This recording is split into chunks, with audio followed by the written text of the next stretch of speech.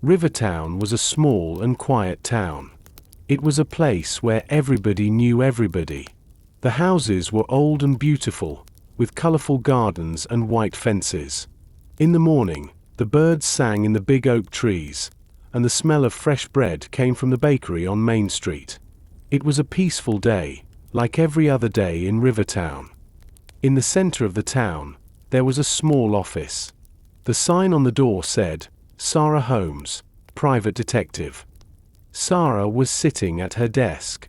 She was a young woman with sharp green eyes and short brown hair. She wore a simple white shirt and a gray coat. Sara was not a police officer, but she was very smart. She noticed things that other people did not see. She looked at details. She looked at shoes, hands, and eyes. On this Tuesday morning, Sara was bored. She held a cup of hot coffee in her hands. She looked out the window. She watched the people on the street. She saw Mr. Miller, the baker. He was carrying a heavy box of flour. She saw Mrs. Green walking her small dog. Mrs. Green was wearing a blue dress today. Sara smiled. She liked to watch people. It was practice for her job. Nothing happens in Rivertown, Sara said to herself. She took a sip of her coffee. Her office was small but tidy. There was a wooden desk, 2 chairs for clients, and a large bookshelf. The bookshelf was full of books about crime, history, and puzzles. Sara loved puzzles. When she was a child, she solved every puzzle in the newspaper. Now, she wanted to solve real mysteries. Usually, Sara's job was simple. Last week, she found a lost cat for a little girl. 2 weeks ago, she found a missing ring for an old lady. The ring was in the flower pot. These were nice jobs, but they were not exciting. Sara wanted a real challenge. She wanted a big case. She looked at the clock on the wall. It was 10 a.m. The sun was shining through the window. Dust danced in the light. It was very quiet in the office. The only sound was the ticking of the clock. Suddenly, the silence broke. The telephone on her desk rang loud and clear. Sara put down her coffee cup. She sat up straight in her chair. Who was calling at this hour? Was it a new client? Was it a wrong number? Sara took a deep breath. She picked up the phone. "Hello," Sara said in a calm voice. "This is Detective Sara Holmes." The voice on the other end was loud and fast. "Sara, you must help me. Please come quickly." Sara recognized the voice immediately. It was the mayor's secretary. Something was happening. The quiet morning was over. "Ms. Rose?" Sara asked. She held the phone tight. "What is the problem? Is everyone safe?" "Yes, everyone is safe," Ms. Rose said. Her voice was shaking a little. "But Mayor Thompson is very nervous. He needs to see you immediately. Can you come to the manor house?" "I am on my way," Sara said. She put the phone down and stood up quickly. She grabbed her gray coat from the chair and her small notebook from the desk. A detective always needs a notebook. She locked her office door and walked out onto the street. The manor house was on top of a big hill. It was the biggest and most expensive house in Rivertown. Sara walked fast. She passed the bakery and the park. People waved at her, but she did not stop to talk. She was focused. Why was the mayor nervous? Mayor Thompson was usually a loud and happy man. He loved parties and food. He did not get nervous easily. After 20 minutes, Sara arrived at the bottom of the hill. She looked up. The house was huge. It was made of red bricks and had white columns. A large black iron gate stood in front of the garden. Sara pushed the buzzer on the gate. "It is Sara Holmes," she said. The gate opened slowly with a loud creak. Sara walked up the long path to the front door. The garden was beautiful but very large. There were many bushes and tall hedges. It was a good place to hide, Sara thought.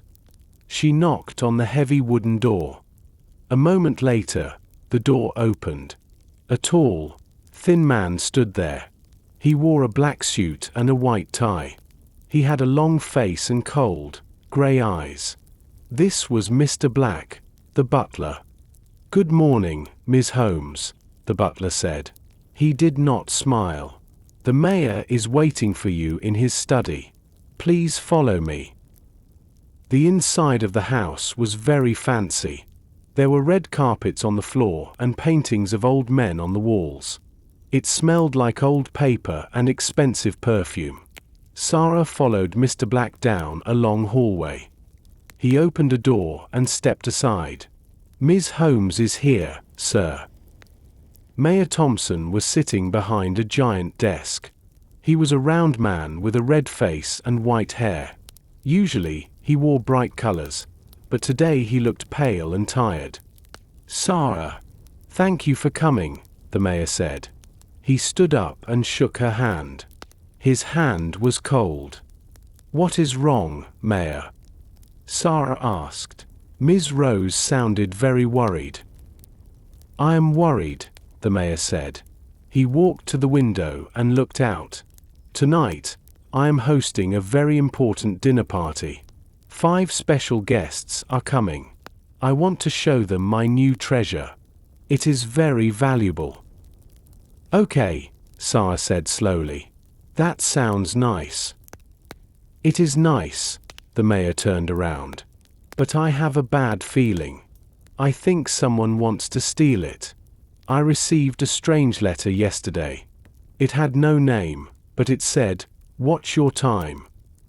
"Watch your time," Sara repeated.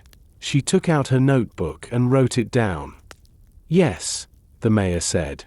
"I want you to come to the party tonight. Not as a worker, but as a guest. Eat dinner with us. Talk to the people. Watch them. If anyone acts strangely, I want you to stop them." Sara closed her notebook. Her eyes shined. This was a real job. "I will be there," Sara promised.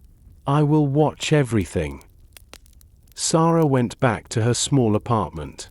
She needed to get ready for the party. She took a shower and put on a simple black dress. She did not have expensive jewelry, but she looked professional and elegant. She put her small notebook in her purse. Then, she walked back up the hill. The weather was changing. The air was heavy and warm. Dark clouds covered the moon. The wind blew through the trees. It sounded like a warning. Sara pulled her coat tight.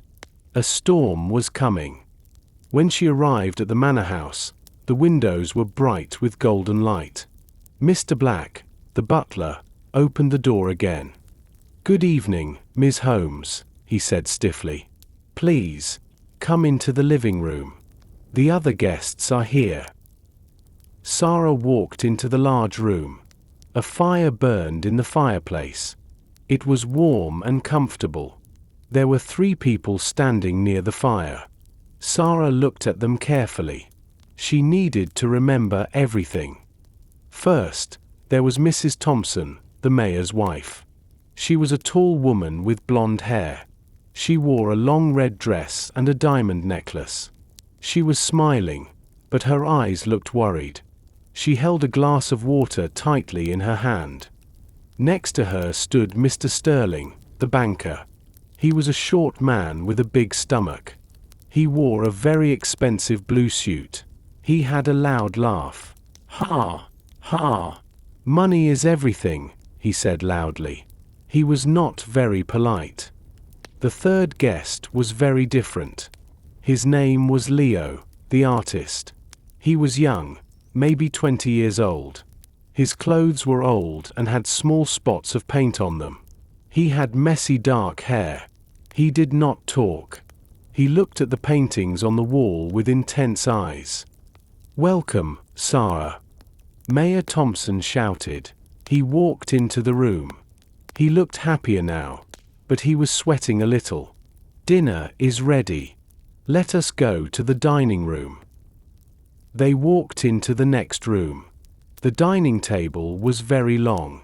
It was covered with a white cloth. There were silver forks, spoons, and knives. Tall candles burned on the table. The light was soft and mysterious. Sara sat between Leo and Mrs. Thompson. The kitchen door opened, and a wonderful smell filled the room. Roast chicken, garlic, and herbs. The chef walked out. He was a large man with a white hat. He carried a big silver tray. He put the food on the table and looked at the guests. He did not smile. He looked tired. "Please, eat," the mayor said. Everyone started to eat. The food was delicious, but the atmosphere was strange. Mr. Sterling talked loudly about his bank. Mrs. Thompson looked at her husband nervously. Leo ate quickly and looked down at his plate. Sara did not talk much. She ate small bites and watched everyone. She watched their hands. She watched their eyes. Why was the mayor so nervous? And where was the treasure? Outside, the wind hit the windows. Bang! The storm was getting closer. Mr. Black, the butler, took the empty plates away. The dinner was over, but the guests remained at the table. They drank coffee and tea. The storm outside was louder now. Rain hit the windows hard. Mayor Thompson stood up. He tapped his spoon on his glass. "Attention, everyone," the mayor said. His face was red and excited. "Now, I will show you the reason for this party. I want to show you my treasure." Everyone stopped talking. The room was very quiet. The mayor walked to the large fireplace. Above the fire, there was a shelf called a mantelpiece. On the mantelpiece, there was a square object covered with a purple velvet cloth. The mayor put his hand on the cloth. "This is the most valuable thing in Rivertown," he said. He pulled the cloth away. Underneath was a beautiful clock. It was not a big grandfather clock. It was a small table clock, about the size of a toaster. But it was magnificent. The clock was made of pure silver. It shone in the candlelight. It had intricate designs of leaves and flowers carved into the metal. On top of the clock, there was a small bird made of silver. The face of the clock was white with black numbers. Around the face, there were small blue stones. They sparkled like stars. "Wow," whispered Leo, the artist. He leaned forward. "The detail is amazing. It is a masterpiece." He took a small sketchbook from his pocket and started to draw quickly. "HMPH," grunted Mr. Sterling, the banker. He looked at the clock with greedy eyes. He licked his lips. "It looks expensive. How much is it worth, Mayor? $10,000? 50,000? "It is priceless," the mayor said proudly. "It is 200 years old. It belonged to the first founder of this town. It is not just silver, it is history." Sara watched Mrs. Thompson. The mayor's wife did not look at the clock. She looked at her hands. She looked pale. Why was she afraid of the clock? "Is it safe here?" Sara asked. "It is very open." "Do not worry, Sara," the mayor laughed. "The doors are locked. The windows are closed. Nobody can take it." The clock began to chime. It was 8 p.m. The sound was clear and sweet. Suddenly, a huge crash of thunder shook the house. The candles on the table flickered. The electric lights on the wall buzzed. "It is just the storm," the mayor said, but his voice was nervous. "Just a little rain." Sara looked at the clock again. The silver bird on top seemed to watch them. She felt a cold chill in the air. The treasure was beautiful, but it brought tension to the room. Everyone wanted it. Everyone was watching it. The rain did not stop. It fell harder and harder. Splash, splash. It sounded like stones hitting the roof. The wind howled around the manor house like a wild animal. Inside the dining room, the air was hot. The guests were uncomfortable. "I hate storms," Mrs. Thompson said. Her voice was small. She pulled her red shawl closer to her body. She looked at the window with wide eyes. "It is only nature," Leo, the artist, said calmly. He was still sketching in his notebook. "Storms are powerful. They are beautiful. They are dangerous," Mr. Sterling, the banker, grumbled. He looked at his watch. "I should go home. My car is expensive. I do not want a tree to fall on it." "Nobody is leaving," the mayor said firm. "We have dessert soon. Chef is making his famous chocolate cake." Sara did not care about the cake. She watched the lights. The electric bulbs on the wall flickered. They went dim, then bright again. "The power lines are old," the mayor admitted. "Sometimes they break in the wind." Suddenly, a blinding white light filled the room. A second later, the thunder was so loud it shook the floor. The glasses on the table rattled. Mrs. Thompson screamed and covered her ears. Then, everything went black. The electric lights died. The candles on the table blew out from a sudden draft of air. The room was in total darkness. It was pitch black. Sara could not see her hand in front of her face. "Stay calm," the mayor shouted from the head of the table. "Stay where you are." "I cannot see," Mr. Sterling yelled. "Who touched me? Get away." "Be quiet," Mrs. Thompson cried. Sara sat very still. She did not move. She closed her eyes and listened. In the dark, her ears were her best tools. She heard many sounds. Scrape. Someone pushed a heavy chair back. Thump. Heavy footsteps on the carpet. The sound of metal hitting wood. Rustle. The sound of clothes moving quickly. "Is everyone okay?" Sara called out. Her voice was strong. "Do not move. It is dangerous to walk in the dark." "I am here," Leo's voice said from her left. He sounded close. "I am here too," the mayor shouted. "Mr. Black, where are the emergency candles?" "I am getting them, sir." The butler's voice came from the doorway. He sounded far away. The darkness lasted for 2 long minutes. It felt like an hour. The room was full of panic and heavy breathing. Sara felt a cold wind pass her face. Was a window open? Finally, a small yellow light appeared in the doorway. It was Mr. Black. He held a large candelabra with 3 burning candles. The light was weak, but it was enough to see. He walked into the room, his face pale and ghostly in the flickering light. "I am sorry," Mr. Black said. "The fuse box is broken." He placed the candles on the table.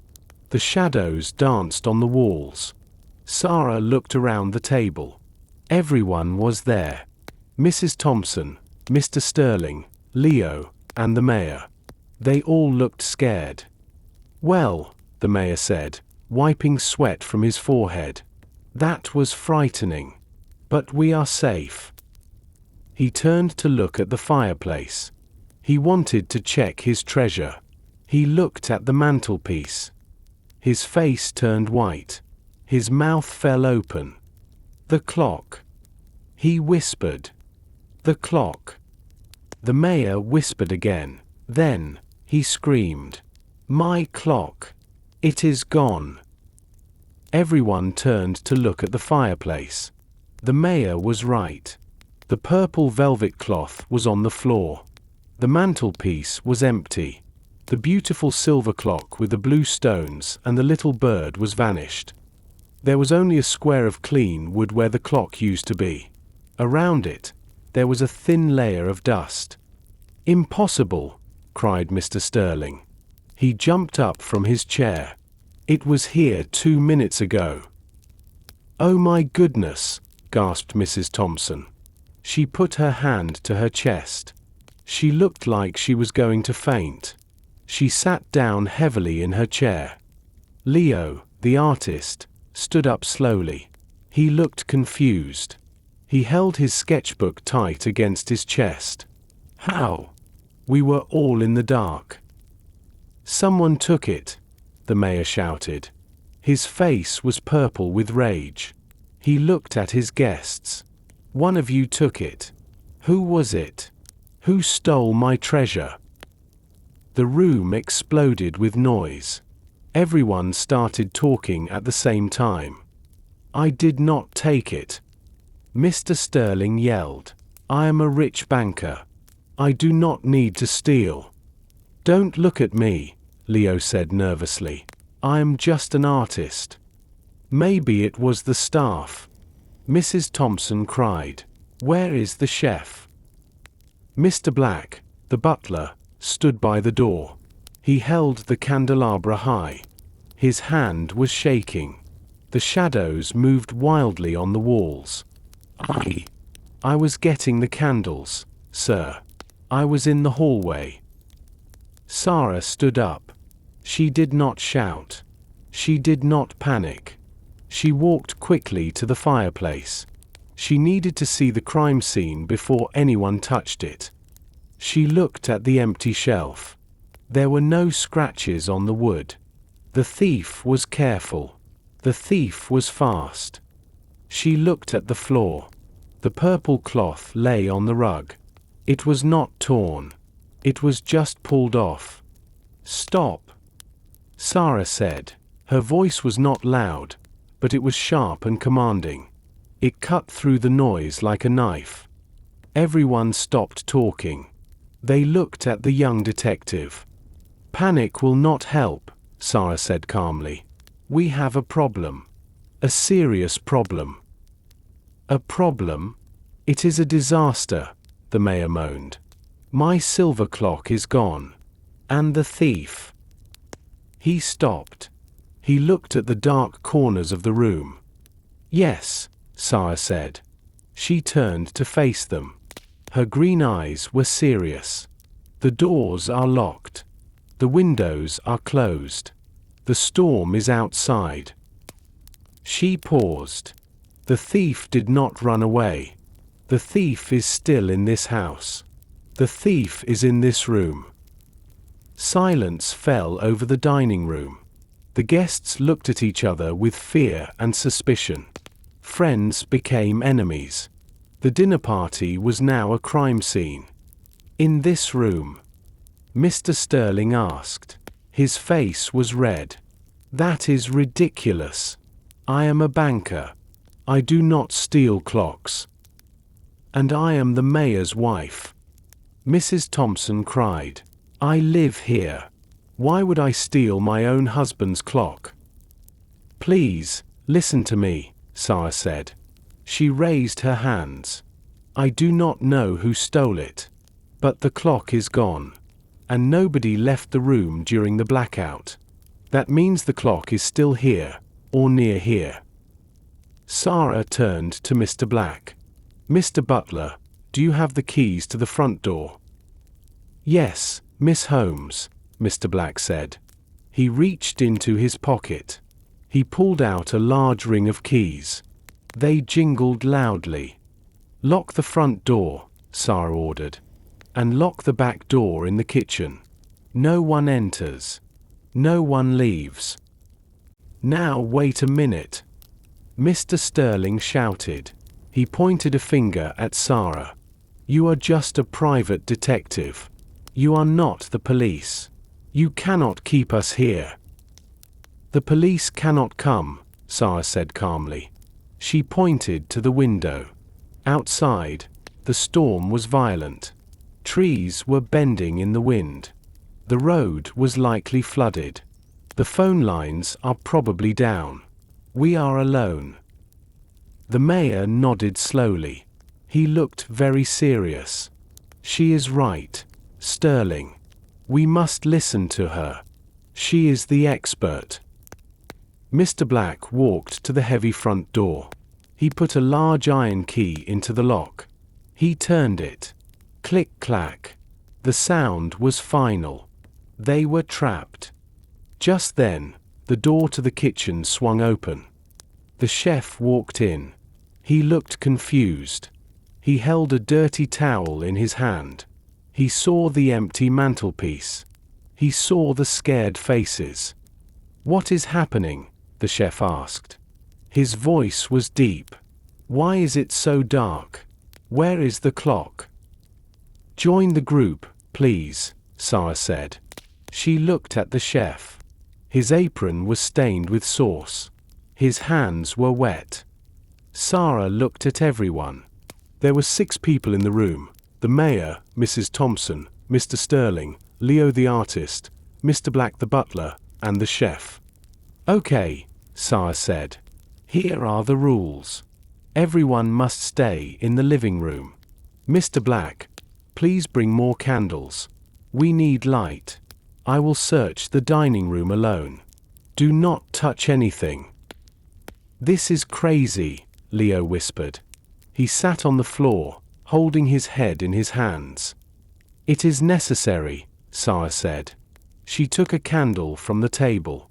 "I will find the clock. And I will find the thief."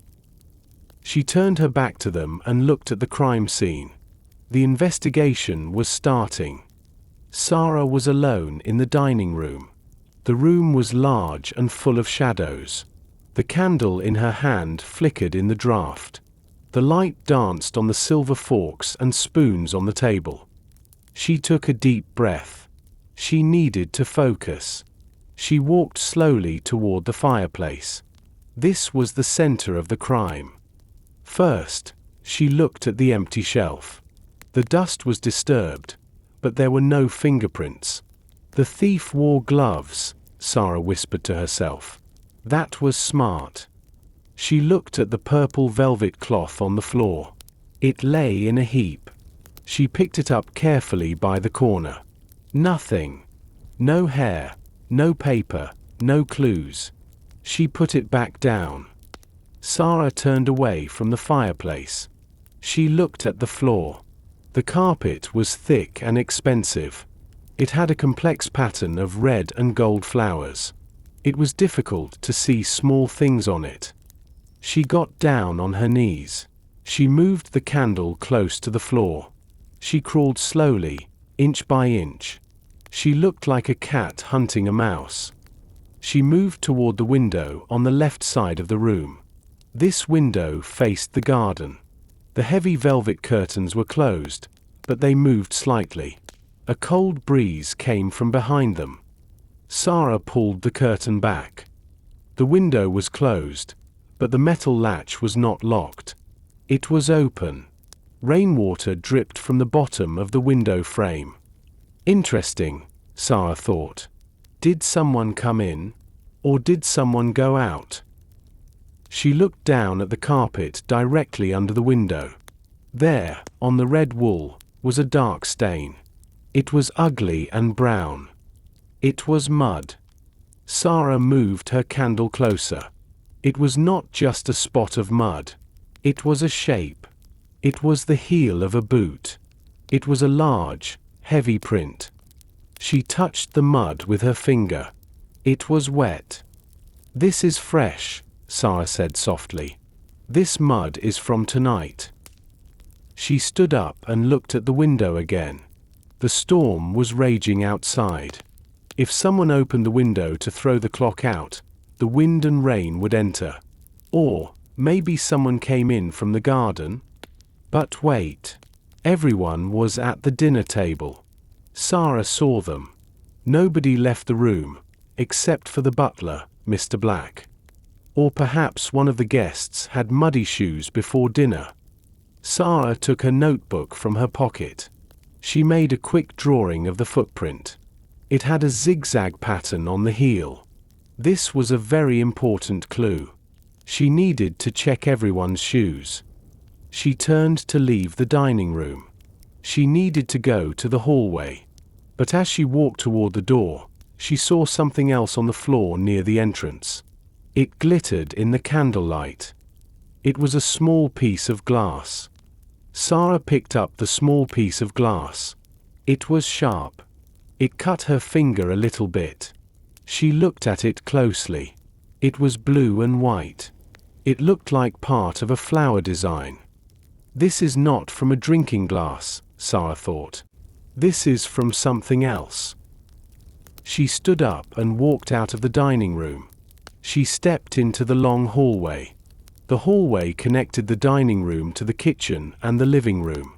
It was the main path through the house. The hallway was very dark. The storm outside made the windows rattle.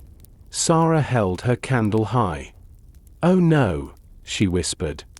On the floor, near the wall, there was a big mess. A large, beautiful porcelain vase was destroyed. It was shattered into 100 pieces. Blue and white shards covered the floor. There were flowers on the floor, too. White roses lay among the broken glass. And there was water. A large puddle of water was soaking into the rug. Sara knelt down. She touched the water. It was cold. This happened recently, Sara said to herself. The water is still spreading. She looked at the wall. There was a small mark on the wallpaper. It looked like something hit the wall hard. Then the vase fell. Sara closed her eyes and imagined the scene. The lights go out. It is pitch black. Someone runs into the hallway. They are in a hurry. They are carrying the heavy silver clock. They cannot see. Crash. They hit the vase. The vase falls. Smash. But wait. Mr. Black, the butler, was in the hallway. He went to get the candles. Did he hear the crash? The thunder was very loud. Maybe the thunder hid the sound of the breaking vase? Or maybe Mr. Black broke the vase. Sara stood up carefully. She did not want to step on the glass. This broken vase was important. It showed the path of the thief. The thief did not go out the window in the dining room. The thief ran into the hallway. But where did they go next? To the kitchen? To the living room? Or upstairs? Sara looked at the floor again. Next to the broken glass, she saw something else. It was a small smear of mud. It was the same color as the mud in the dining room. "The muddy boot," Sara whispered. "The thief walked here." She felt a rush of energy. She had clues now. She had a footprint, an open window latch, and a broken vase. It was time to organize her thoughts. She needed to look at the people again. She needed to make a list. She turned around and walked back toward the living room. The guests were waiting. Sara walked back into the living room. The air was thick with tension. The guests were sitting in different chairs. They looked like statues. Nobody was talking. They only listened to the rain outside. Sara sat down in a small armchair near the fire. She opened her notebook to a fresh page. She took her pen. She needed to organize her thoughts. A good detective always uses logic. She looked at the people in the room. There were 5 main suspects. She wrote their names down. 1. Mr. Black. He was the only person not in the dining room when the lights went out. He was in the hallway. He said he was getting candles. But did he take the clock first? He had the best opportunity. He also looked very nervous. 2. The chef. He was in the kitchen. But the kitchen connects to the hallway. He is a strong man. He could carry the heavy clock easily. He came into the living room late. What was he doing during the blackout? 3. Mr. Sterling. He made it clear he liked the clock. He is a greedy man. He thinks money is the most important thing. Maybe he wants to sell the clock. He was sitting near the door in the dining room. 4. Leo. He was fascinated by the clock. He drew it in his book. He is young and wears old clothes. Maybe he needs money. Artists are often poor. He moved quickly in the dark. 5. Mrs. Thompson. This was the most difficult suspect. It was her house. Why would she steal from her husband? But she was very scared all evening. She was shaking. She looked guilty before the crime even happened. Sara looked at the mayor. He was not a suspect. He was the victim. He was pacing back and forth in front of the window. Well, the mayor asked impatiently, did you find it? Is it in the dining room? No, Sara said. The clock is not in the dining room. But I found clues. The thief broke a vase in the hallway. My Ming vase. Mrs. Thompson cried. Oh, this is terrible. It is only a vase, my dear, the mayor said. The clock is worth much more. Sara stood up. She closed her notebook with a snap. I have a list of suspects, Sara announced. She looked at everyone in the room. Her eyes were cold and serious. One of you has the clock. Or one of you knows where it is. I will not be treated like a criminal, Mr. Sterling shouted. Everyone is a suspect until I find the truth, Sara said calmly. I need to speak to each of you alone. I will start with the staff. She pointed to the door. Mr. Black, Sara said, please come with me to the library. I have some questions for you. The library was a quiet room. It smelled like old paper and leather. There were tall bookshelves on every wall. A small lamp on the desk gave a weak yellow light. Sara sat behind the desk. She looked like a judge. Mr. Black sat in a chair opposite her. He sat very straight. His hands were folded on his lap, but his fingers were moving nervously. Relax, Mr. Black, Sara said. I just want to ask a few questions. I am relaxed, Mr. Black lied. A drop of sweat rolled down his forehead. I have worked for Mayor Thompson for 20 years. I am a loyal servant. Loyalty is good, Sara said. She leaned forward. But the clock is gone. And you were the only person in the hallway. I told you, Mr. Black said quickly. I went to the cupboard under the stairs. That is where we keep the emergency candles. The lights went out, and I knew the mayor would panic. Did you go into the dining room before you got the candles? Sara asked. No. I went straight to the cupboard. Did you break the vase? Mr. Black's eyes went wide. The Ming vase? No, Miss Holmes. I heard the crash. It was very loud. It happened right after the thunder. Boom and then crash. I was terrified. I froze. If you were in the hallway, and you did not break it, who did? Sara asked. Did you see anyone? Mr. Black hesitated. He looked at the door, then back at Sara. He lowered his voice.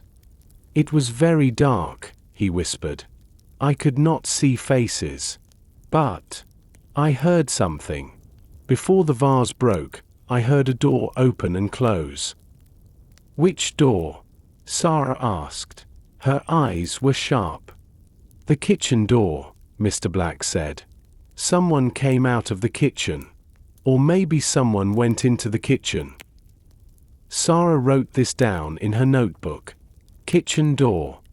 One more thing, Sara said. She stood up and walked around the desk. Please show me your shoes. Mr. Black looked confused. He lifted his feet. He wore shiny black leather shoes. They were elegant and formal. Sara looked at the soles. They were clean. There was no mud. There was no zigzag pattern. "Thank you, Mr. Black," Sara said. She felt a little disappointed, but also interested. "Your shoes are clean. You did not walk in the mud." "Of course not," Mr. Black said, offended. "I polish my shoes every morning. I do not walk in the garden in a storm." Sara nodded. "You can go back to the living room. Send the chef in next." Mr. Black stood up. He looked relieved. He walked to the door, then stopped. "Miss Holmes," he said. "The chef, he has been acting strange lately. He is always on the phone. And he argues with the delivery men about money." "Thank you for the information," Sara said. Mr. Black left the room. Sara looked at her notes. The butler was likely innocent of the theft, but he pointed a finger at the chef. And the muddy footprint was still a mystery. The door opened again. The chef walked in. He looked big, angry, and very nervous. "I do not want to talk here," Sara said. She stood up. "Take me to the kitchen.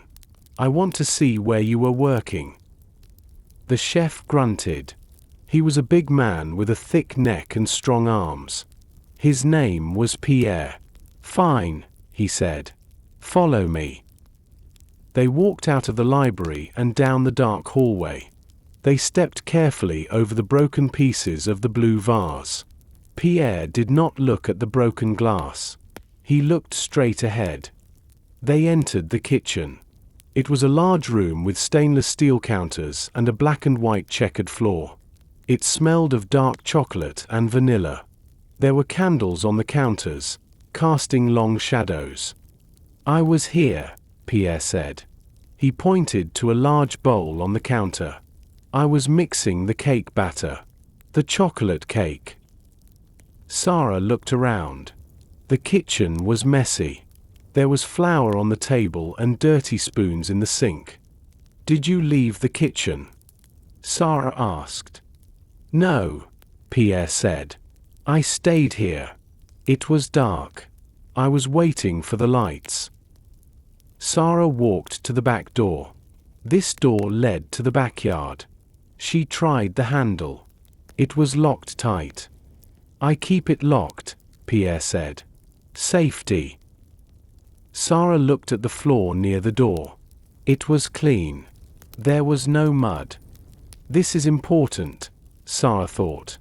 If the thief came in through the back door, there would be mud. But the floor is dry. The thief did not come this way. Sara turned to look at the work table. She saw a large wooden block. It was a holder for knives. There were many knives in it, big ones, small ones, serrated ones. But one slot was empty. "Where is this knife?" Sara asked. She pointed to the empty hole. Pierre looked at the block. He shrugged his shoulders.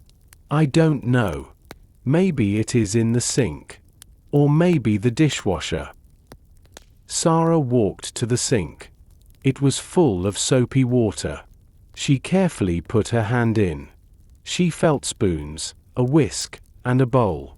But no knife. She checked the dishwasher.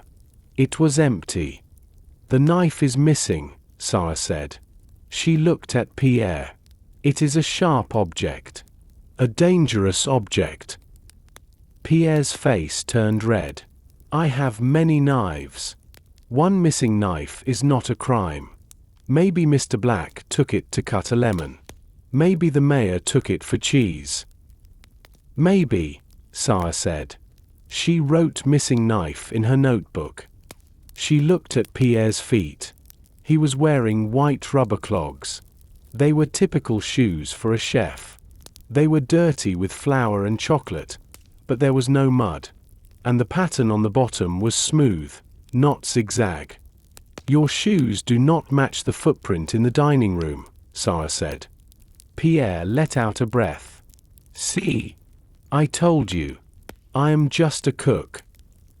But Mr. Black said you are in trouble, Sara said suddenly. She wanted to surprise him. He said you are always on the phone. He said you need money. Pierre's eyes widened. The anger left his face, and fear replaced it. He leaned against the counter. Mr. Black talks too much, Pierre muttered. Tell me the truth, Pierre, Sara said softly. Why do you need money? Pierre looked at the floor. He took off his white hat and held it in his big hands. He looked like a child who was in trouble. It is true, Pierre whispered. I need money. I need a lot of money. Why? Sara asked. She leaned against the kitchen counter. Tell me. Pierre sighed. I like to play cards. Poker. It is my weakness. Last month, I played a big game in the city. I lost. I lost $5,000.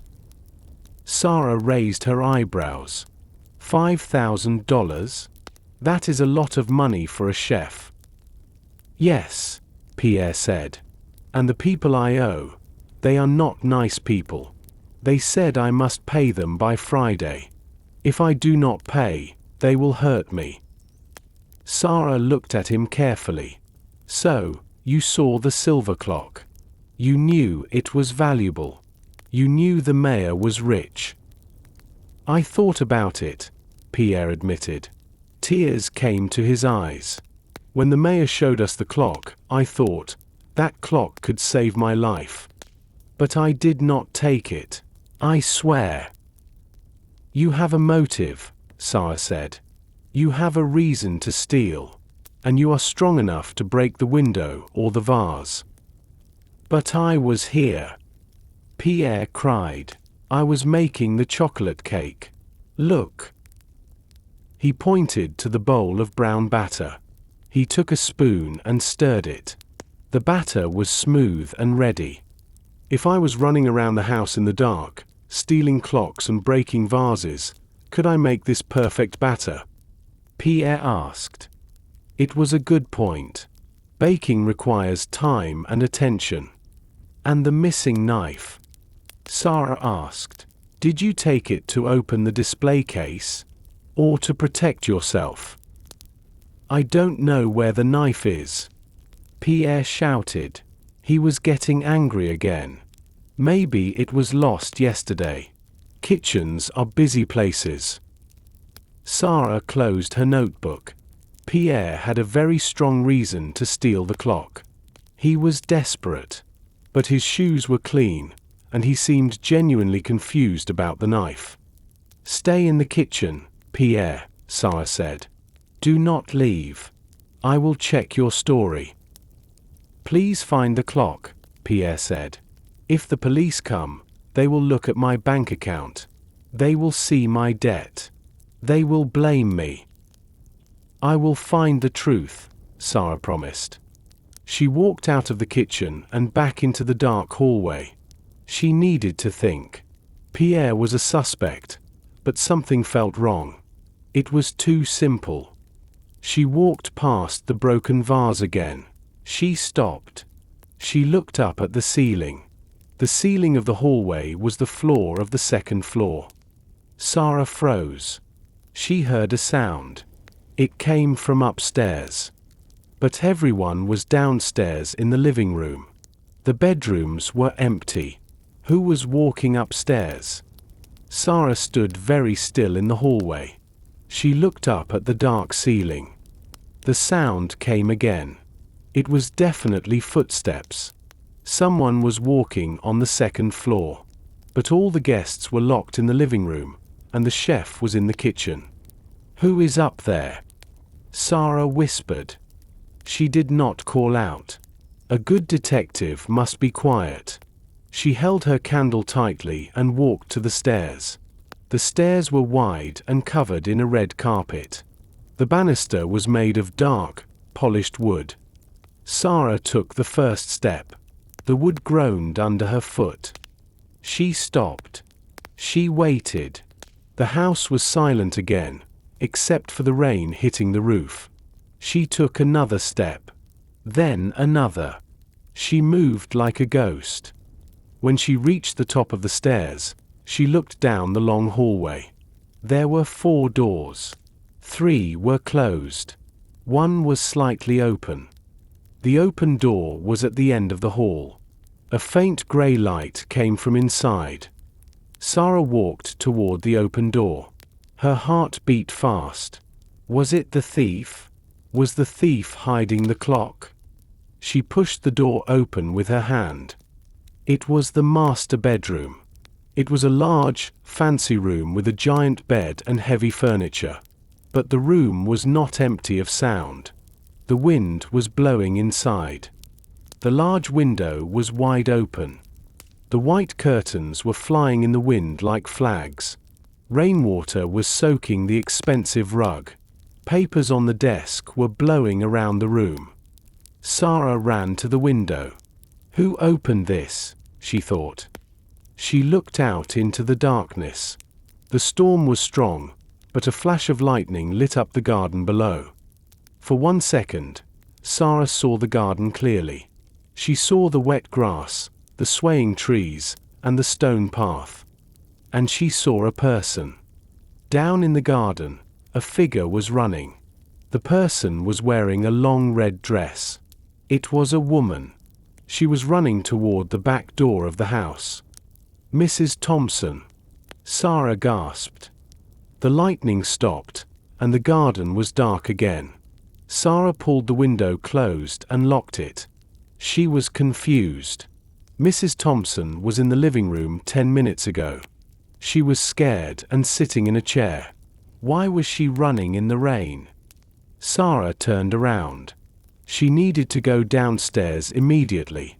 She needed to catch Mrs. Thompson before she dried off.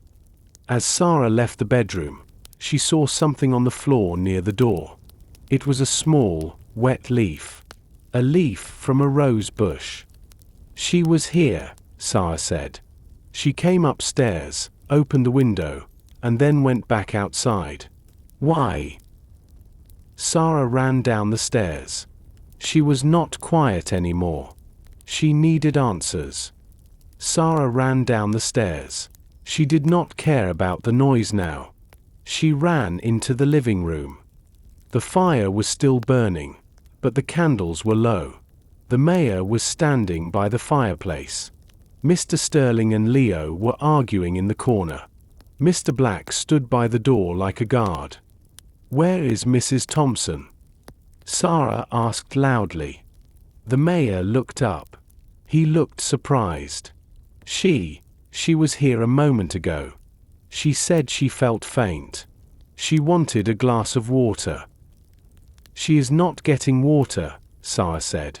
She is outside.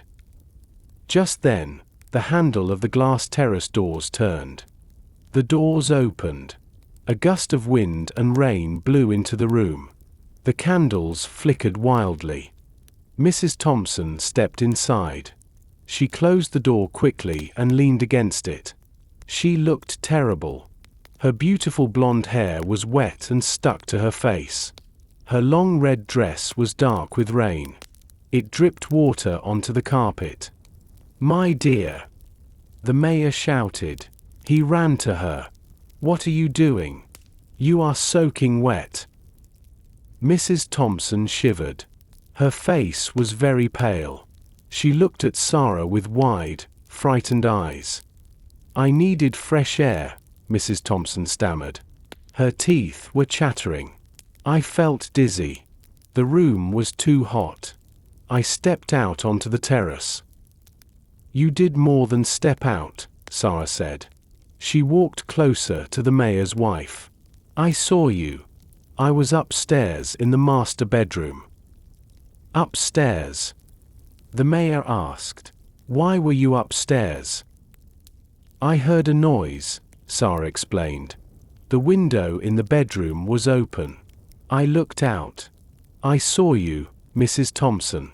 You were not on the terrace. You were running in the garden." "No," Mrs. Thompson said. She shook her head.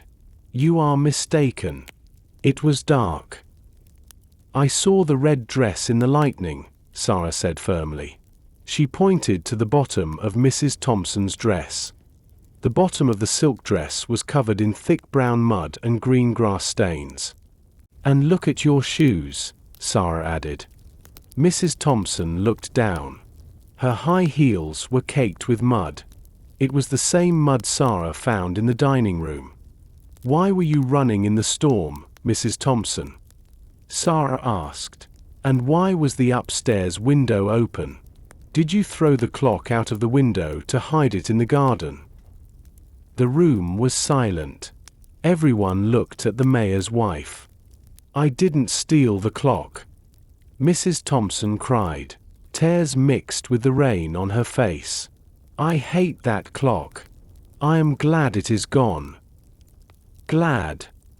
The mayor looked shocked. "Elizabeth, what are you saying?" "I went to the garden to check something," Mrs. Thompson said. She sat down on a chair and covered her face with her hands. "But I did not take the clock. I swear." "We need to check the garden," Sara said. She looked at the dark glass doors. "If she hid the clock outside, we must find it before the mud covers it." "In this storm?" Mr. Sterling asked.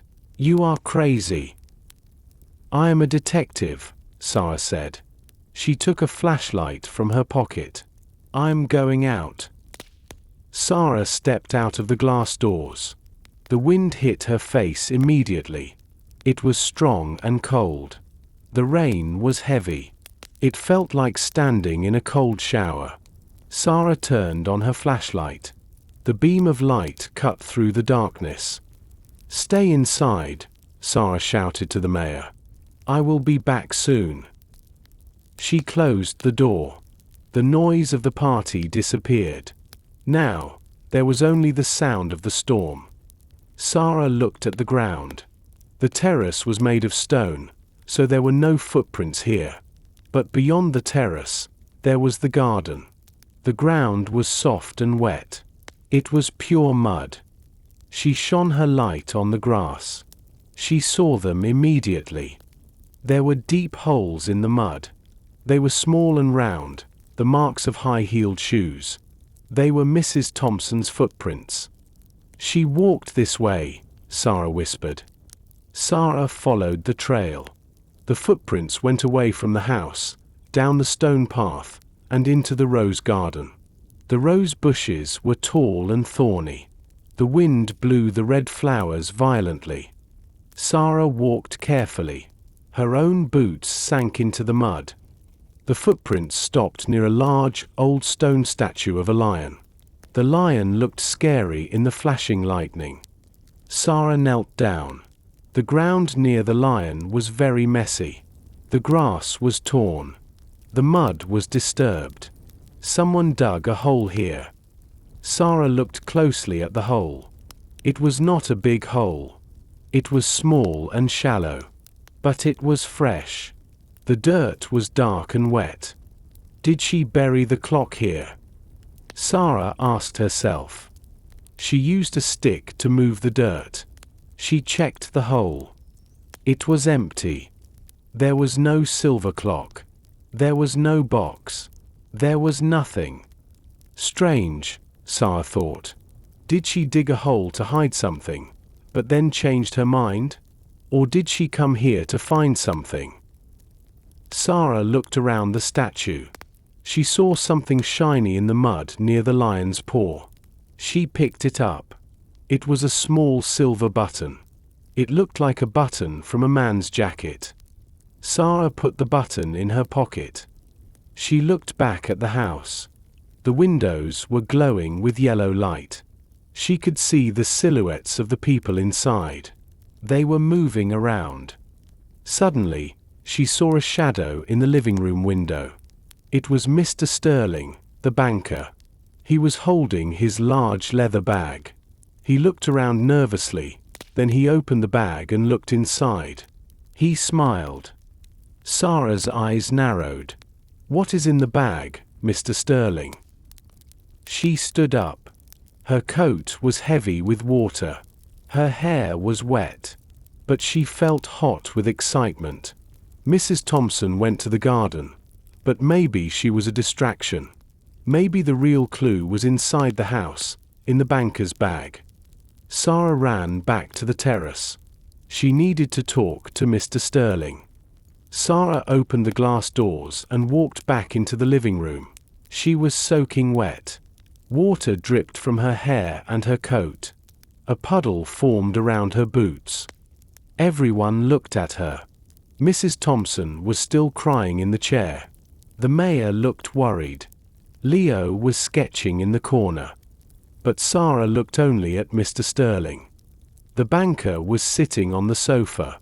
His large brown leather bag was on his lap. He held it with both hands. His knuckles were white. "Mr. Sterling," Sara said. Her voice was cold. "Please open your bag." Mr. Sterling jumped. "What? Why?" "I saw you," Sara said. She walked closer to him. "I was in the garden. I looked through the window. You were looking inside your bag. You were smiling." "That is private," Mr. Sterling shouted. He pulled the bag closer to his chest. "You cannot search my personal property. It is illegal." "A valuable clock is missing," the mayor said. He stepped forward. He looked angry. "Sterling, if you have my clock in that bag, show it now." "I do not have the clock," Sterling insisted. "This bag is too small for the clock." "The clock is small," Sara reminded him. "It is the size of a toaster. It fits perfectly in that bag." "No." Sterling stood up. "I am leaving. I will not stay here and be insulted." He tried to walk to the front door. But Mr. Black, the butler, stood in front of the door. Mr. Black crossed his arms. He looked very tall and very strong. "Please sit down, sir," Mr. Black said. Sterling looked at the butler, then at Sara. He was trapped. His face turned red. He was sweating. "Fine," Sterling yelled. "You want to see? Look. Look at it." He threw the bag onto the coffee table. Thump. The bag was heavy. He unbuckled the straps and pulled the bag open wide. Sara leaned forward. The mayor leaned forward. Inside the bag, there was no silver clock. Instead, there were stacks of green paper. Hundreds of them. "Money?" the mayor asked. "Why do you have so much cash?" $50,000, Sterling said. He fixed his tie. "I brought it tonight to make a deal." "A deal?" Sara asked. "Yes," Sterling looked at the mayor. "I wanted to buy the clock. I know you need money for your next election, Mayor. I wanted to buy the clock secretly, tonight. That is why I was happy. I thought, if I buy it, I will be the owner of the famous silver clock." The mayor looked shocked. "I would never sell it." "Everyone has a price," Sterling shrugged. "But I did not steal it. I am a businessman, not a thief." Sara looked at the money. It explained Mr. Sterling's behavior. He was nervous because he was carrying a fortune in cash. He was greedy, but that did not make him a thief. "Okay," Sara said. "I believe you. The clock is not in the bag." She looked at the bag again. There was a small side pocket. "What is in there?" Sterling hesitated. "Just personal items." Sara reached into the side pocket. She pulled out a pair of leather gloves. She looked at the gloves. Then she remembered the silver button she found in the garden. "Mr. Sterling," Sara said, "these gloves are dry. Did you go outside tonight? No, Sterling said. I hate the rain. Sara nodded. She put the gloves back. Mr. Sterling seemed innocent of the theft, but the mystery was not solved. She turned away from the table. As she turned, her foot hit the corner of the rug near the sofa. The rug moved a little bit. Under the rug, something glinted in the firelight. Sara knelt on the floor near the sofa. She pulled the heavy Persian rug back. There, resting on the wooden floorboards, was a key. It was not a normal house key. It was small and made of old brass. It looked like gold in the firelight. It had a strange shape. The top of the key was a circle with a star design inside it. What is this? Sara asked aloud. She picked it up. The metal was warm. She stood up and held the key high so everyone could see it. Does this belong to anyone? She asked. The room was silent. It is not mine, said the mayor. My keys are in my pocket. It is not mine, said Mr. Sterling. He was busy putting his money back into his bag. I have never seen that key, said Mrs. Thompson. She wiped her eyes with a tissue. Sara looked at the key closely. It was not for a door. It was too small. It looked like a key for a box, or a diary, or a small cabinet. Someone hid this here, Sara said. It was under the rug. Keys do not fall under heavy rugs by accident. Someone put it there to hide it. She looked at the sofa where the rug was lifted. Who was sitting here? Sara asked. I sat there for a moment, Mr. Sterling said. But I moved. And Leo sat there, Mrs. Thompson said softly. She pointed at the young artist. Leo sat there before dinner. He was drawing. Sara turned to look at Leo. The young man was sitting in a corner chair now. He was very quiet. He held his sketchbook tight against his chest. His knuckles were white. He looked at the key in Sara's hand, and his eyes showed fear. Leo, Sara said. She walked toward him. Is this your key? Leo shook his head fast.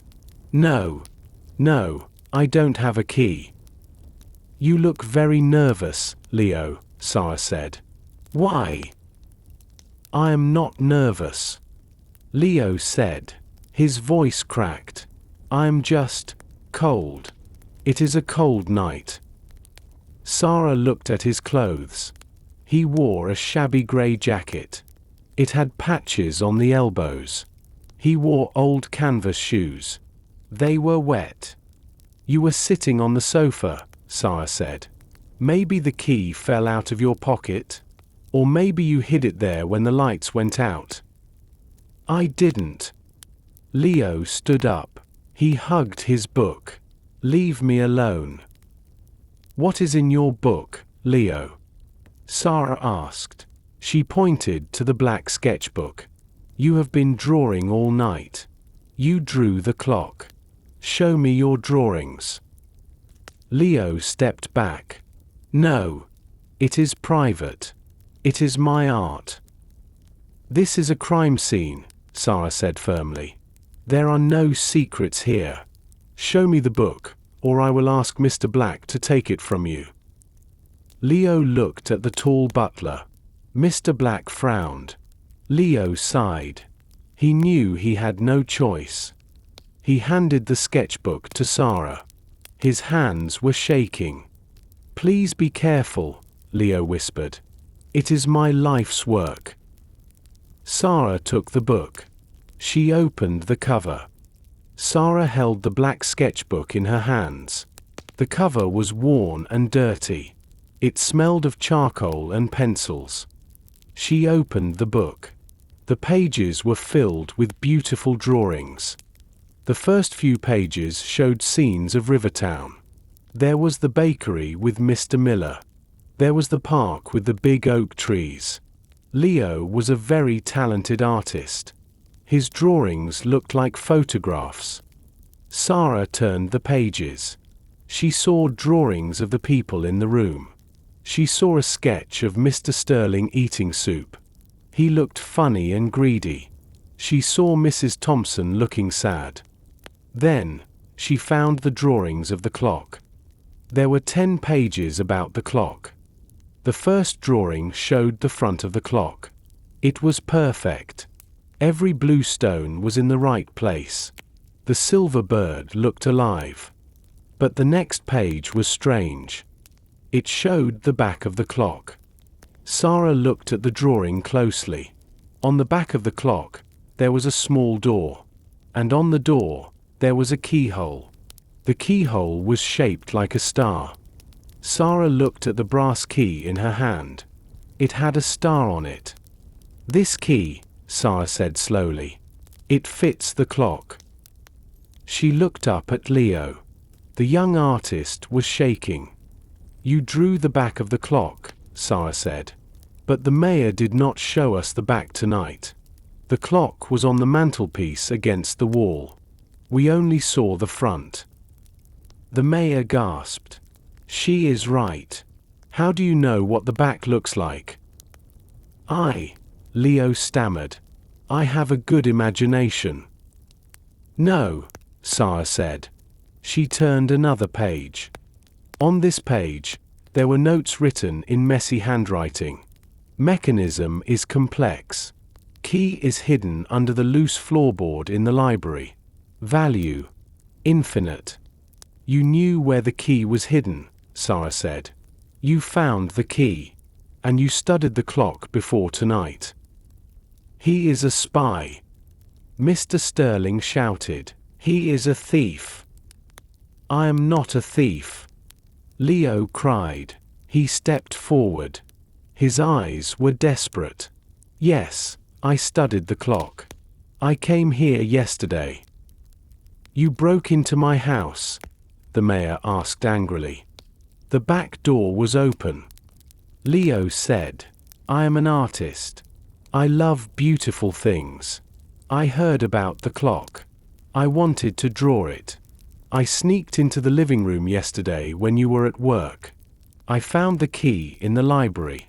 I opened the clock to see the gears inside. It was amazing." "And tonight?" Sara asked. "Did you take the clock tonight to finish your study?"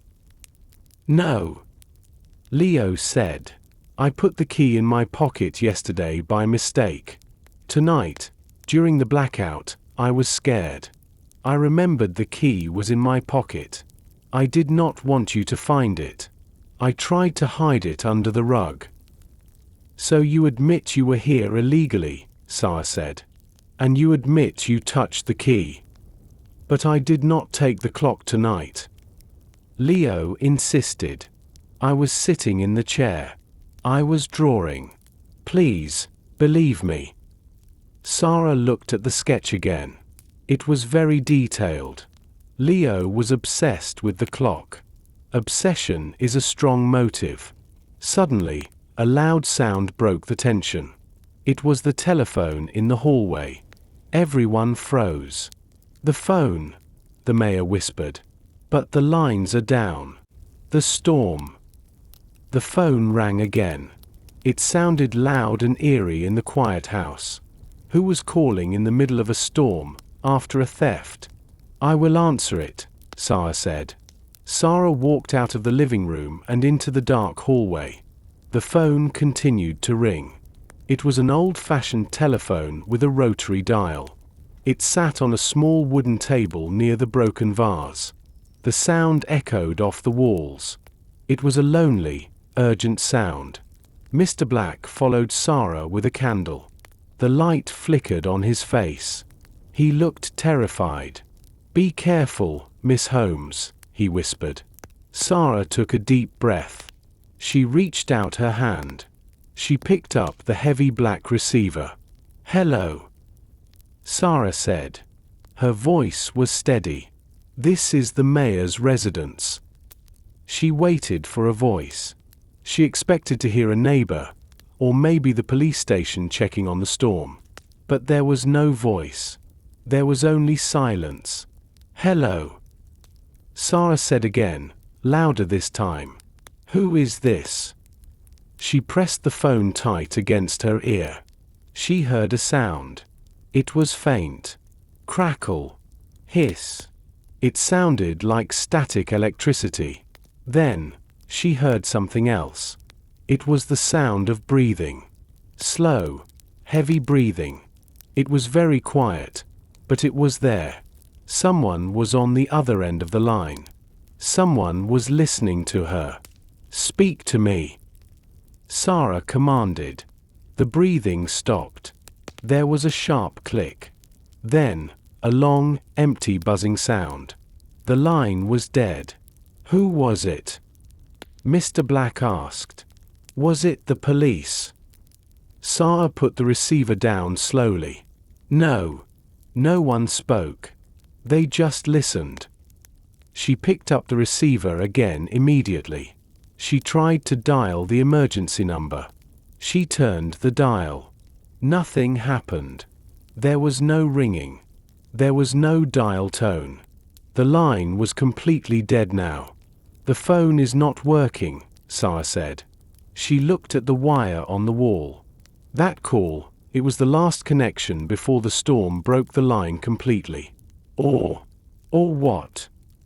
Mr. Black asked. "Or someone cut the line," Sara said grimly. She walked back into the living room. The guests looked at her with hope. "Did you call the police?" the mayor asked. "No," Sara said. "Someone called us. But they did not speak. And now, the phone is dead. We cannot call for help."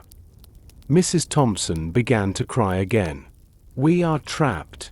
There is a thief in the house, and we are trapped." "Calm down," Sara said. "Panic is our enemy." She looked at the clock on the wall. It was 9 p.m. The night was still young. "We have no police," Sara announced. "We have no phone. We have a missing clock, a secret key, a muddy footprint, and a missing knife. And one of you is lying." She looked at Leo, the artist.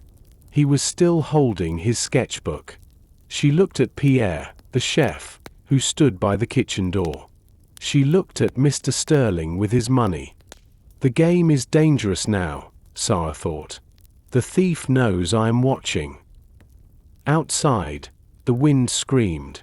The lights flickered one last time, and then the fire in the fireplace popped loudly.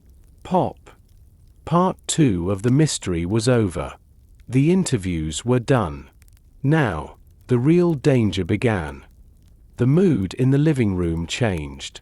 Before, the guests were worried about the theft. Now, they were worried about their lives. The dead phone line was a bad sign. "We are alone," Mrs. Thompson whispered. She sat close to the fire, shivering. "No police. No neighbors. Just us." "And the thief," Sara added silently. Outside, the storm grew angry. It was not just rain anymore. It was a tempest. The wind howled around the corners of the manor house like a pack of wolves. The old wooden beams of the house creaked and groaned. Suddenly, there was a terrible noise outside. It was louder than the thunder. Then, a heavy, earth-shaking. The floorboards under their feet vibrated. Dust fell from the ceiling. What was that? Mr. Sterling yelled. He jumped up, dropping some of his money. Was it a bomb? No, Sara said. She ran to the window. She wiped the condensation off the glass and looked out. The lightning flashed again. In the driveway, a giant old oak tree lay on the ground. It was completely uprooted. It lay across the iron gates and the main road. "It is a tree," Sara announced, turning back to the group. "The big oak tree fell. It is blocking the gate." "My car!" Mr. Sterling cried. "My expensive car is parked near the gate." "Your car is trapped," Sara said. And so are we. The road is blocked. Even if the rain stops, no car can leave and no police car can enter. This is a nightmare, Leo said. He closed his sketchbook. We are stuck in a haunted house with a criminal. It is not a haunted house, the mayor said, trying to be brave. It is my home. It is strong. But the lights are out, and the phone is dead, Pierre the chef grumbled. And the food is cold. Sara looked at the candles. They were burning low. The wax was melting down to the table. The flames were small. We need to conserve light, Sara said. Mr. Black, do we have more candles? A few, Miss Holmes, the butler said. But not many. Okay, Sara said. Here is the plan. No one wanders alone. If you need to use the bathroom, you go in pairs. We stay in this room until morning. I cannot sleep here. Mrs. Thompson complained. This chair is hard. It is better than being attacked in the dark, Sara said bluntly. The wind rattled the window frames violently. Rattle, rattle, rattle. It felt like the storm wanted to come inside. Sara walked to the fireplace to warm her hands. She looked at the fire. The wood was burning down to embers. She needed more wood. I will get some logs from the basket in the hall, Mr. Black said. No, Sara said. I will go. I need to check the locks one more time. She picked up her candle. It was short now. She walked out of the warm living room into the cold, drafty hallway. The air here was freezing. As she walked toward the front door, she noticed something near the coat rack. The coat rack was where the guests put their coats when they arrived. One coat was moving slightly in the draft. Sara stopped. She looked at the floor beneath the coats. There was something small and dark lying there. It had fallen from a pocket. Sara knelt down on the wooden floor of the hallway. The object under the coat rack was small and curled up like a dead leaf. She reached out and touched it.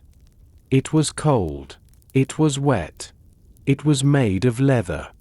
It was a glove. Sara picked it up. It was a man's glove, made of very expensive, soft black leather. It was heavy with rainwater. When she squeezed it, dirty water dripped onto the floor. Drip. Drip. Mud, Sara whispered. She looked closely at the fingers of the glove. They were covered in the same brown mud from the garden. The person who wore this glove was digging in the dirt. Sara turned the glove inside out. She looked for a label. On the inside of the wrist, there were gold letters stamped into the leather. Robert Sterling, Sara said. She stood up quickly. Her heart beat fast. In chapter 17, Mr. Sterling showed her his bag. He showed her a pair of gloves. Those gloves were dry and clean. He told her, I hate the rain. I did not go outside. He lied, Sara thought. He has 2 pairs of gloves. 1 pair to show me, and 1 pair to use in the storm. She looked at the coat rack again. Mr. Sterling's long beige raincoat was hanging there. Sara touched the coat. The shoulders were damp. The bottom of the coat was wet. He went out, Sara concluded. But why? Did he bury the clock? Or did he help Mrs. Thompson? Sara put the wet glove in her pocket. She grabbed 2 logs for the fire, just to have an excuse. Then, she walked back into the living room. The room was quiet. Mr. Sterling was sitting on the sofa, counting his money again. He looked very comfortable. Sara threw the logs onto the fire. Sparks flew up. Crackle. Then, she turned to the banker. Mr. Sterling, Sara said loudly. He looked up. Yes? Did you bring the wood? I brought the wood, Sara said. And I found something else in the hallway. Under your coat. She pulled the wet, muddy glove from her pocket. She held it up. The water dripped onto the floor.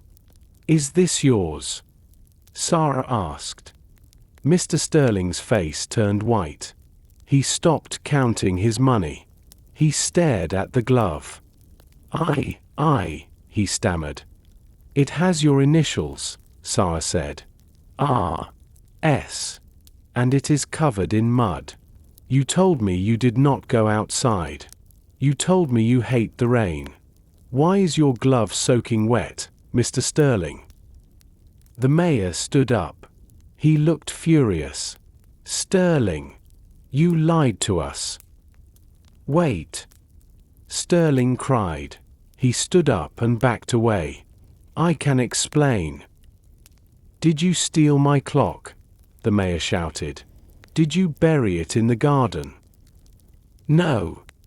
Sterling yelled. I went outside, yes. But not to steal. Then why? Sara asked. She took a step forward. Tell us the truth now, or we will assume you are the thief. You traitor! Mayor Thompson shouted. His face was a dark shade of red. He looked like a volcano ready to explode. You came to my house, you ate my food, and you stole my treasure. The mayor marched across the room. He grabbed Mr. Sterling by the lapels of his expensive suit. Mayor, stop! Sara cried. She stepped between the two men. Fighting will not bring the clock back. He is a thief, the mayor yelled. He pointed a shaking finger at the banker. Look at the evidence, Sara. He has the motive. He wants the clock. He has the money. And now we know he was outside in the mud. Mr. Sterling pushed the mayor's hands away. He fixed his jacket. He looked insulted, but his eyes were full of fear. I am not a thief, Sterling said. His voice trembled.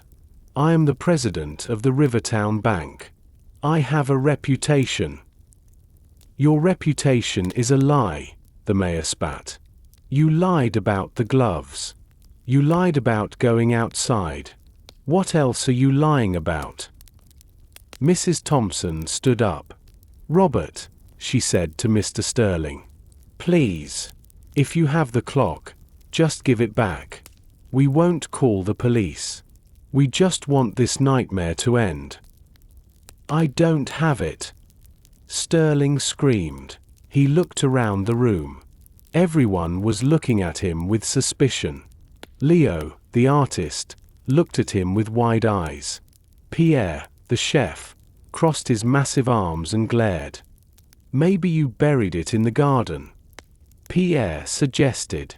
Maybe that is why you were digging. I was not digging. Sterling said. I slipped. I fell in the mud. Why were you outside? Sara asked again. Her voice was calm but firm. She held the wet glove in her hand like a weapon. You said you hate the rain. Why go out into a storm? Sterling looked at the floor. He took a deep breath. The room was silent, waiting for his answer.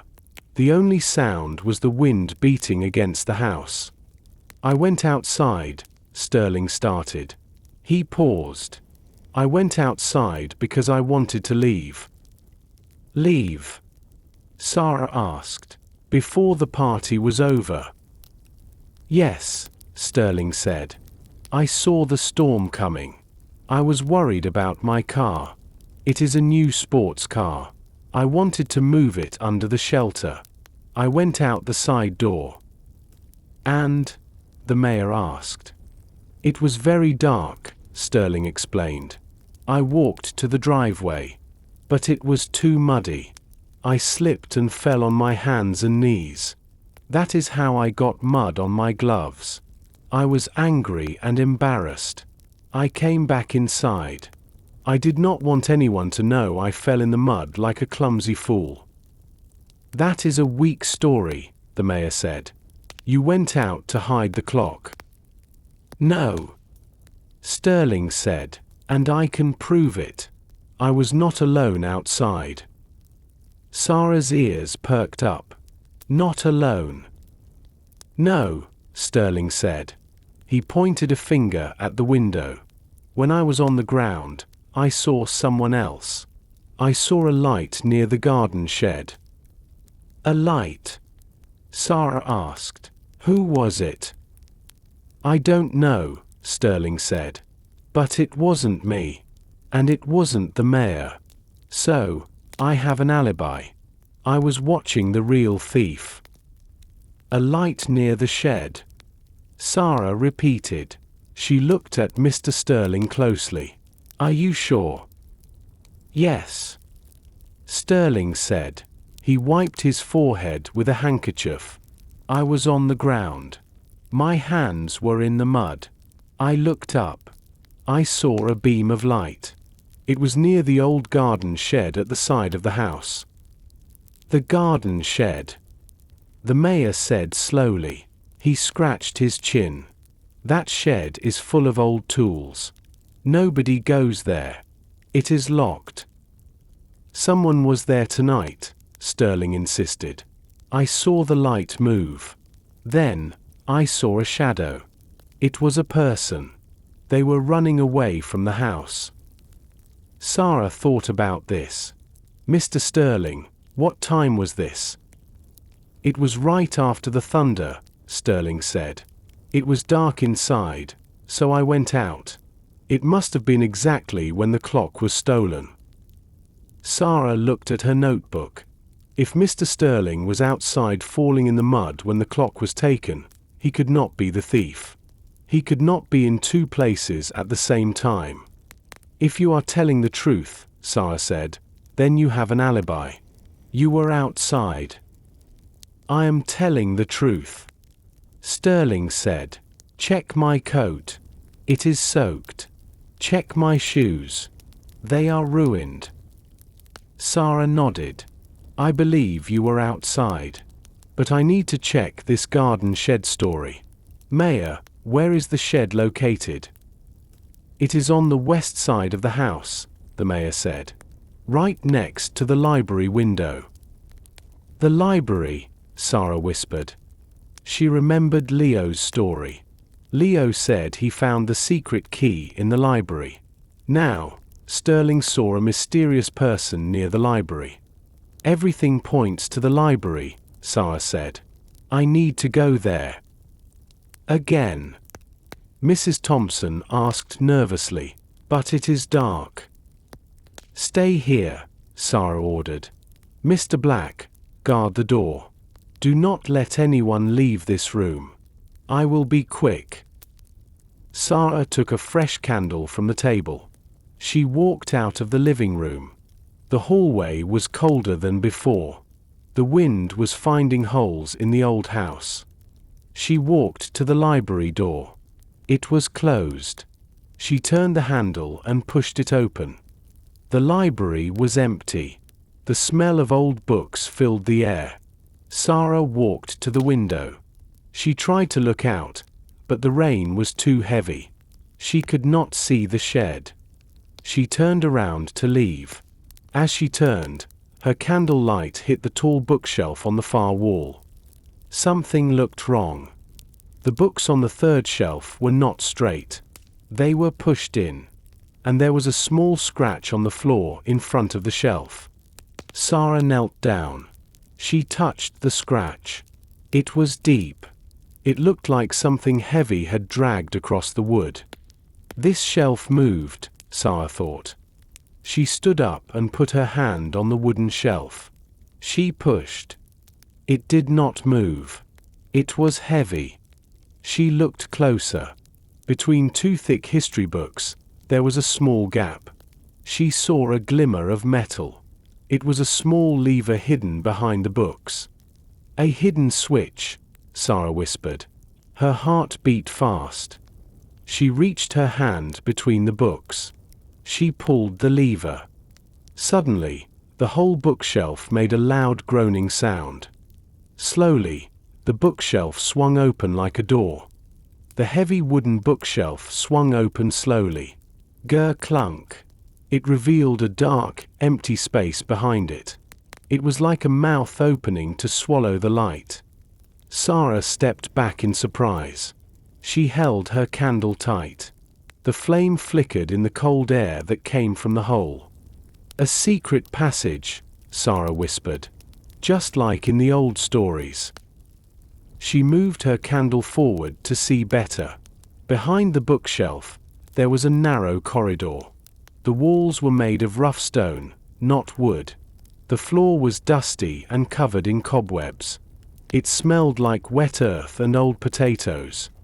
Sara looked at the floor of the passage. The dust was thick and grey. But in the center of the dust, there were marks. Footprints. They were not muddy footprints this time. They were marks where the dust was disturbed. Someone had walked here recently. The tracks went into the darkness and disappeared. This is how the thief moved, Sara realized. The thief did not use the hallway. The thief used the secret passages inside the walls. That is why nobody saw them. She looked back at the library door. She was alone. If she went inside the passage, nobody would know where she was. It was dangerous. The thief could be hiding inside. But Sara was a detective. She needed to find the truth. "I must go," she told herself. "The clock might be in there." She stepped over the threshold and into the secret corridor. The air was freezing. It felt like stepping into a refrigerator. She walked slowly. The passage was very narrow. Her shoulders touched the stone walls. Spiderwebs caught in her hair. She pushed them away with her hand. The passage did not go straight. It turned left, then right. It was a maze inside the walls of the manor house. After a few minutes, Sara saw a small crack of light ahead. She stopped. She covered her candle flame with her hand to hide the light. She moved closer to the crack. It was a peephole. Sara looked through the hole. She gasped. She was looking directly into the dining room. She could see the long table, the empty chairs, and the fireplace where the clock used to be.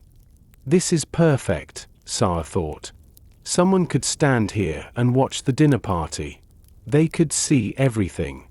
And when the lights went out, she looked at the wall next to the peephole. There was a small metal handle. It was a door mechanism. Sara understood now. The thief was watching from behind the wall. When the blackout happened, the thief opened the secret door, stepped into the dining room, took the clock, and disappeared back into the wall. It was the perfect crime. But who knew about this passage? Sara turned away from the peephole. The footprints continued down the dark corridor. They went deeper into the house. "Where do you go?" Sara whispered. She followed the tracks. The passage began to slope downwards. It was going under the house.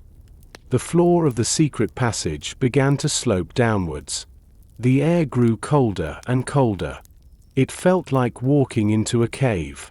The smell of old paper from the library disappeared. Now, it smelled of wet earth and mold. Sara walked carefully. She held her candle in front of her. The small flame was the only light in the deep darkness. It cast long, dancing shadows on the stone walls. The tunnel was silent, except for the sound of her own boots. After a few meters, the slope turned into stairs. They were narrow, spiral stone stairs. They went down, deep into the ground. This house is very old, Sara thought. These stairs are hundreds of years old.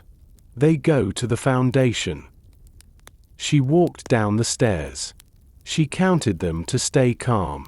1, 2, 3, 12, 13. At the bottom of the stairs, the tunnel became flat again. But the floor was different. It was dirt now, not stone. The dust was very thick here. Sara looked at the ground. The footprints were very clear. They were large and heavy. The thief walked here, Sara whispered. And they were carrying something heavy. The steps are deep. She followed the trail.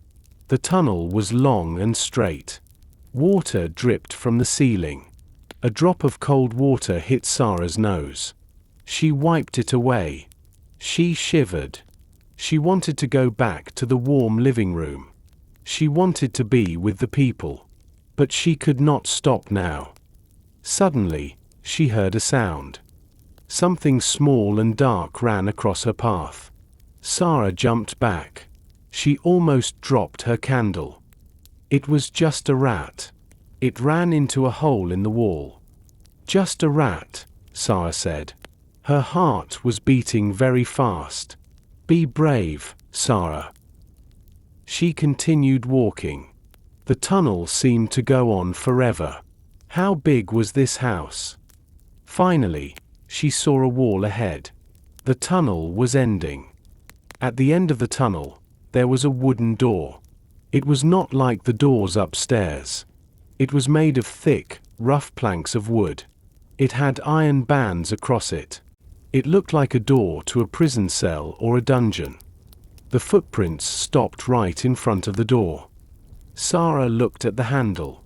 It was a large iron ring. There was no dust on the ring. The rust was rubbed away. Someone opened this door tonight, Sara realized. She put her hand on the cold iron ring. She took a deep breath. She did not know what was on the other side. Was the thief there? Was the clock there? She turned the ring. Grind. It was heavy. She pushed the door with her shoulder. The door opened slowly. Stale air rushed out. Sara raised her candle and stepped inside. Sara stood in the doorway and lifted her candle high. The light pushed the shadows away. She gasped in surprise. She was not in a dungeon. She was in a room filled with books. It was an old library. It looked like the library upstairs, but much older and much dirtier. The walls were lined with wooden shelves that reached the ceiling. The shelves were full of books, but the books were rotting. Some lay on the floor in piles. Others were covered in thick white spiderwebs. The old library, Sara whispered. This room has been forgotten for 50 years. The air was thick with dust. Sara coughed. She walked into the room. Her boots made tracks in the thick grey dust on the floor. It was like walking in snow. She looked around. There were old paintings leaning against the wall. There were broken chairs and boxes of old papers. It was a graveyard for unwanted things. Why did the thief come here? Sara wondered. She followed the footprints. They went past the rotting bookshelves and stopped in the center of the room. In the middle of the room, there was a heavy oak desk. It was the only piece of furniture that looked strong. Sara walked to the desk. She saw that the chair was pulled out. Someone had sat there recently. She looked at the surface of the desk. It was covered in dust, like everything else. But in the center of the desk, there was a clean, square shape. Someone put something here, Sara said. Something square. She measured the clean square with her hands. It was about the size of a toaster. The clock, Sara said. The thief brought the clock here. They put it on this desk. She touched the wood. It was dry. But where is the clock now? She looked around the desk. She checked the drawers. The first drawer was empty. The second drawer contained only old, dried-up ink bottles. She opened the third drawer. It was stuck. She pulled harder. The drawer flew open. It was empty, except for a few small scraps of paper. Sara picked up the papers. They were not old. They were white and crisp. They looked like fresh notebook paper. This is new paper, Sara realized. The thief left this behind. She brought the candle closer to read the papers. There were words written on them in black ink. But the words were strange. They were not sentences. They looked like a code. Sara placed the candle on the heavy oak desk. Her hands were shaking a little bit. It was very cold in the underground library, but she also felt the thrill of the mystery. She held the scraps of paper in her hand. There were 3 small pieces. They were torn from a larger sheet. The edges were jagged. "It is a puzzle," Sara whispered. She laid the pieces on the dusty desk. She moved them around. She tried to match the torn edges.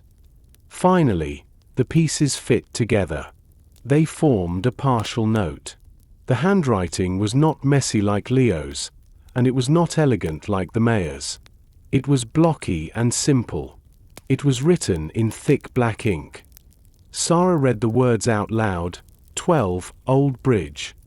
She looked at her watch. It was 10 p.m.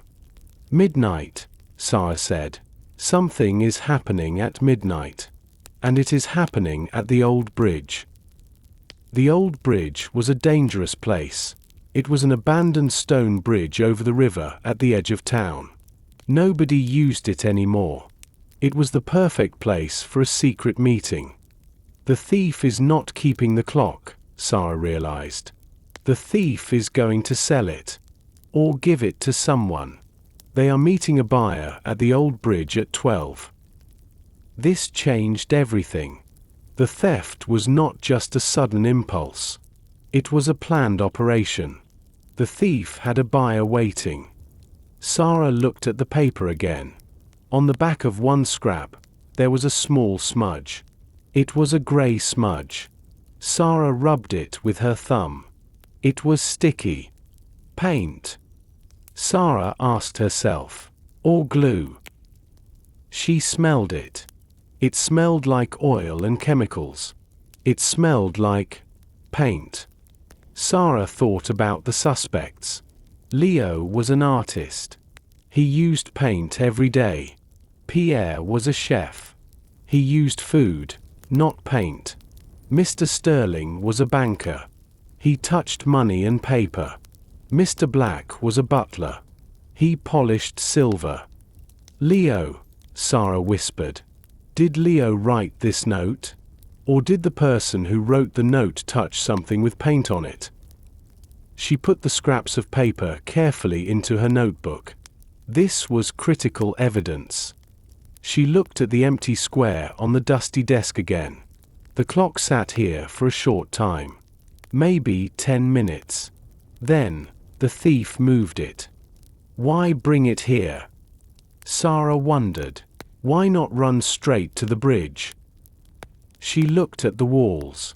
The storm was loud outside, but down here, it was silent. It was a safe place to hide and wait. The thief probably brought the clock here to hide it, then went back upstairs to join the party. They wanted to act innocent. They planned to come back later, take the clock, and go to the bridge at midnight. That means the clock is not here anymore, Sara thought. Or, maybe it is still here, hidden in a different spot. She picked up her candle. She needed to search the room. But as she turned around, the flame of her candle flickered violently. A cold wind hit the back of her neck. Sara froze. The air in the underground room was still before. Now, there was a draft. Someone had opened a door. Sara did not move. She stood as still as a statue. The draft blew against her face again. It was a cold, fresh breeze. It came from the heavy wooden door at the end of the room. The door is open, Sara thought. But I closed it. She slowly turned her head. She did not want to make a sudden movement. She held her candle tight. The flame was small and blue in the draft. It was almost dead. She looked toward the corner of the room, near a pile of old, rotting boxes. The darkness there was very deep, but in the center of the darkness, something moved. It was a shadow. It was not a shadow on the wall. It was a person standing in the dark. The figure was wrapped in a long, dark coat. They wore a hood over their head. Sara could not see a face. She could only see the shape. The figure was watching her. Sara felt a shiver go down her spine. Her heart hammered in her chest. "Who are you?" Sara asked. Her voice was strong, but her hands were shaking. The shadow did not answer. It stood perfectly still. "Come into the light," Sara commanded. She took a step forward. "I know you are the thief. I found your note." At the mention of the note, the shadow moved. It jerked backward, like a frightened animal. The floorboard under the shadow's foot made a loud noise. "Stop!" Sara shouted. She lifted her candle higher to see the face. But the shadow was too fast. The figure turned around quickly. The long coat swooshed in the air. The figure ran toward the open door. "Wait!" Sara yelled. She started to run, but the floor was dangerous. The dust was slippery, and there were piles of books everywhere. Sara stumbled over a box of old newspapers. She almost fell. "Ouch!"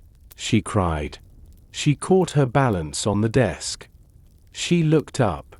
The shadow was already at the door. The figure paused for 1 second. They looked back at Sara. In the weak light, Sara saw one small detail. The figure was holding something. It was a square object wrapped in a dark cloth. "The clock!" Sara gasped. "They have the clock!" The figure disappeared through the doorway and into the dark tunnel. Sara did not think. She did not worry about the danger. She grabbed her candle and ran. She ran past the desk, past the broken chairs, and toward the door.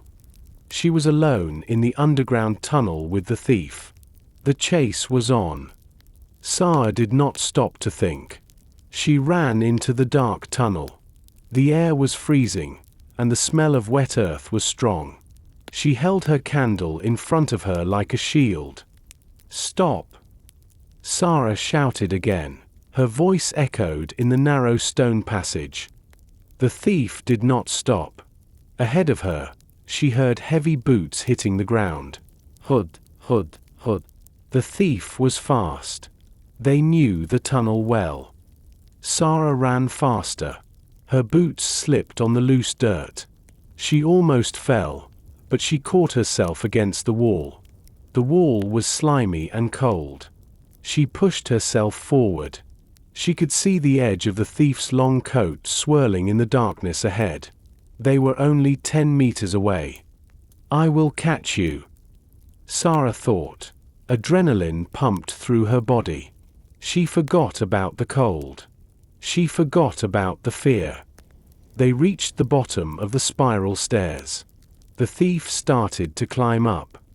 The sound of boots on stone was loud. Sara reached the stairs. She looked up.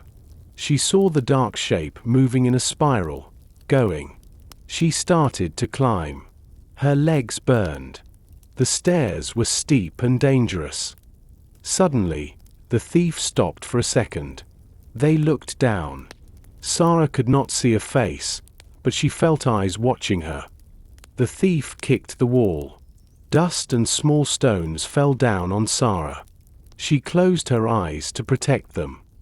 Then, a strong gust of wind came down the stairwell.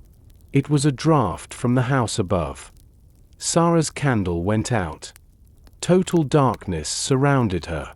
It was heavy and terrifying. She could not see her hand. She could not see the stairs. She was blind. "No!" Sara cried. She stopped moving. If she ran now, she might fall and break a leg. She listened. Above her, the footsteps continued. The thief was reaching the top. "I cannot lose them," Sara whispered. She put her hand on the cold stone wall. She used it as a guide. She climbed the stairs in the dark. 1 step. 2 steps.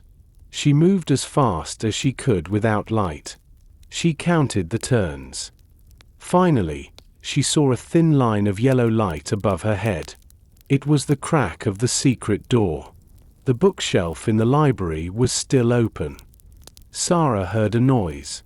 The thief was pushing the bookshelf closed. "No, you don't," Sara yelled. She ran up the last 5 steps. She threw her body against the opening. She pushed her way through the gap just before the heavy bookshelf clicked shut. She tumbled onto the wooden floor of the library. She was back in the warm house. The smell of old books replaced the smell of damp earth. She scrambled to her feet. She looked around the room frantically. The library was empty. The secret door was closed behind her. It looked like a normal bookshelf again. Sara looked at the door to the hallway. It was slightly open. It was swaying back and forth. The thief had escaped. They ran out of the library and back into the main house. They were gone. Sara stood in the middle of the room. She was panting hard. Her chest hurt. Her hands were dirty with mud from the tunnel. Her hair was messy. She had lost the thief, and she had lost the clock. But she had the note in her pocket. 12 o'clock Old Bridge. She looked at the grandfather clock in the corner of the library. It was 10:30 p.m. "I know where you are going," Sara whispered to the empty room. "And I will be ready." She smoothed her hair and wiped the dirt from her hands. She needed to go back to the living room. She needed to face the suspects again. But this time, she had a secret weapon. Sara walked back into the living room. She looked like she had been in a fight. Her grey coat was covered in white dust from the library. There were cobwebs in her hair. Her boots were muddy. When she opened the door, everyone stopped talking. They looked at her with wide eyes. "Sara!" Mayor Thompson shouted. He stood up. "My goodness! What happened to you? You look terrible." "I am fine," Sara said. She brushed the dust off her sleeves. A small cloud of grey dust fell to the floor. "Where did you go?" Mrs. Thompson asked. She was still sitting in the armchair, holding a handkerchief. "You were gone for a long time." "I was exploring the house," Sara said. She walked to the center of the room.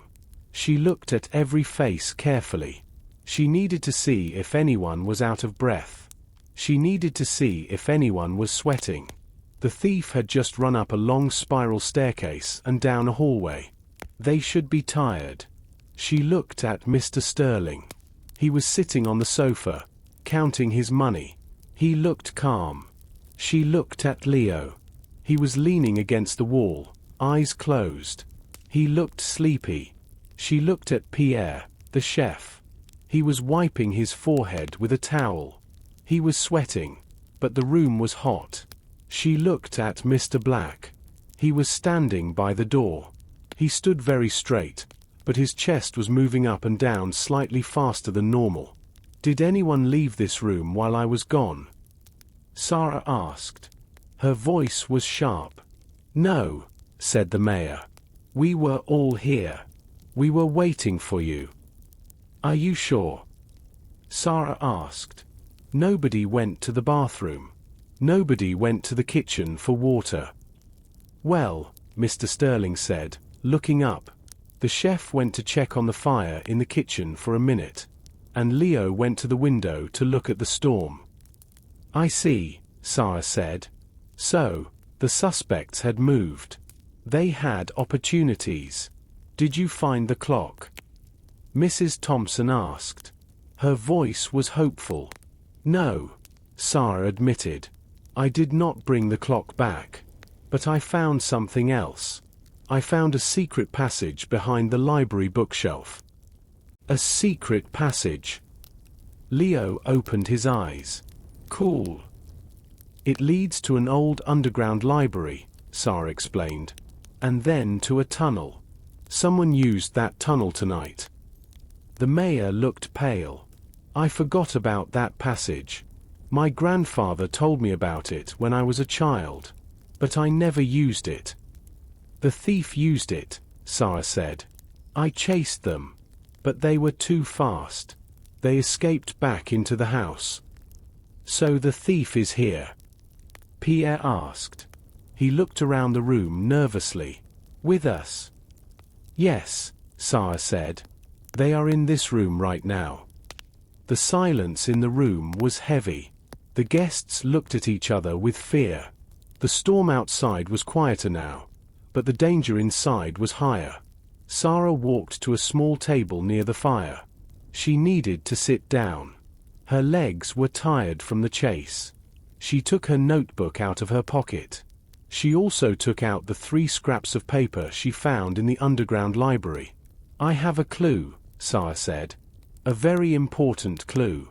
And I have 1 hour to solve it. She looked at the wall clock.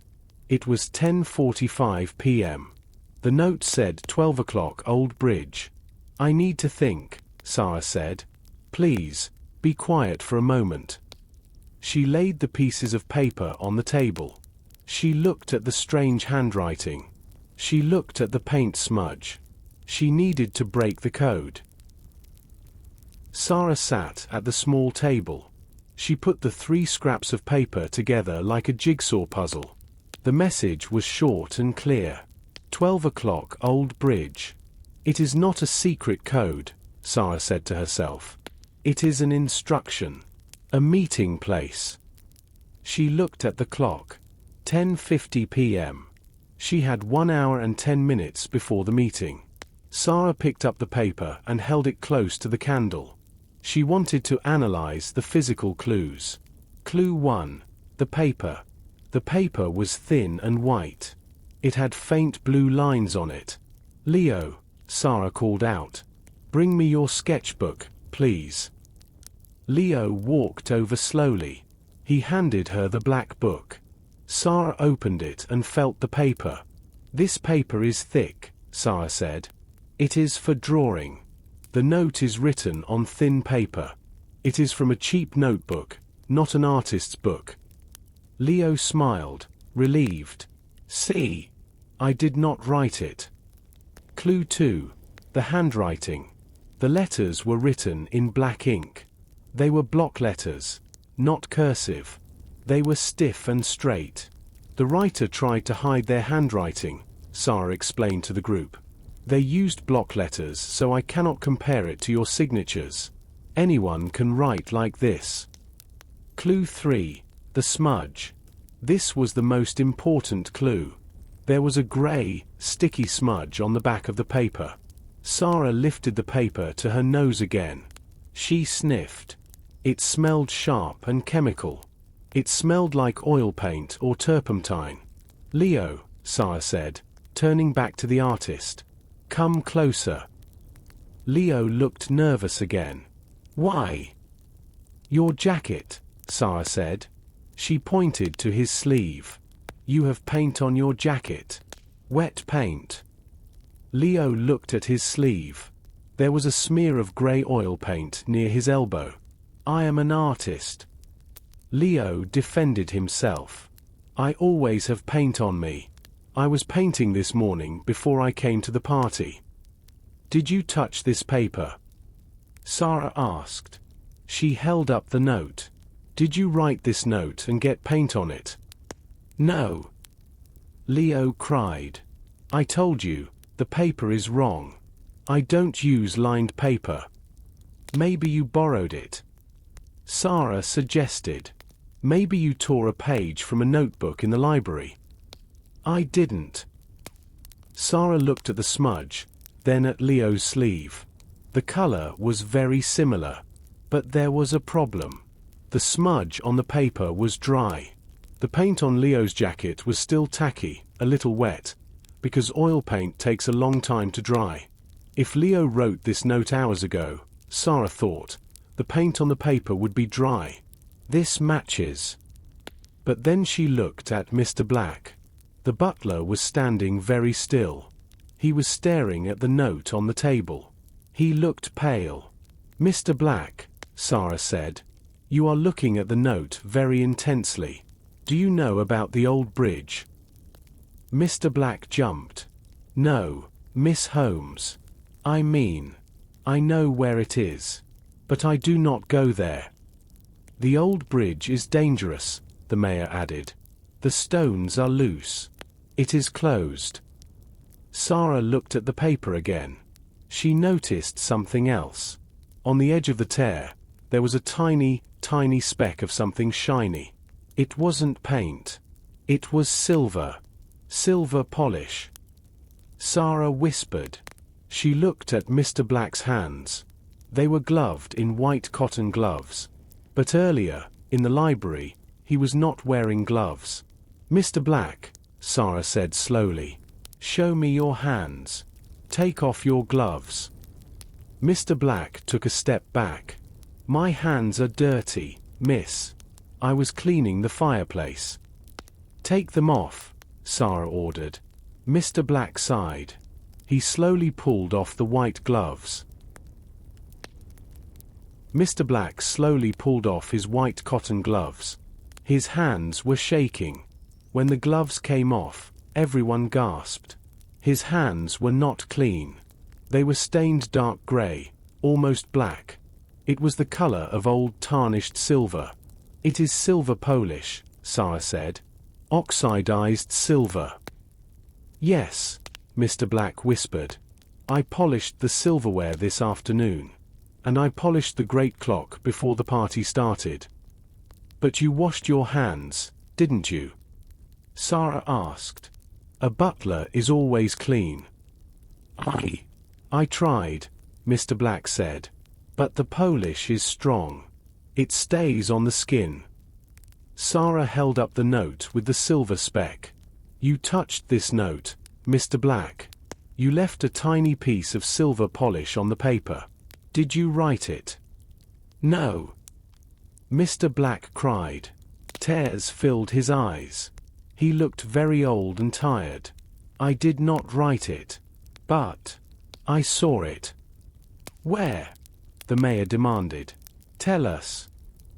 Mr. Black looked at the floor. "I know about the secret passage," he admitted. "I have known for years. I use it sometimes to have a break. It is quiet down there. No one calls my name."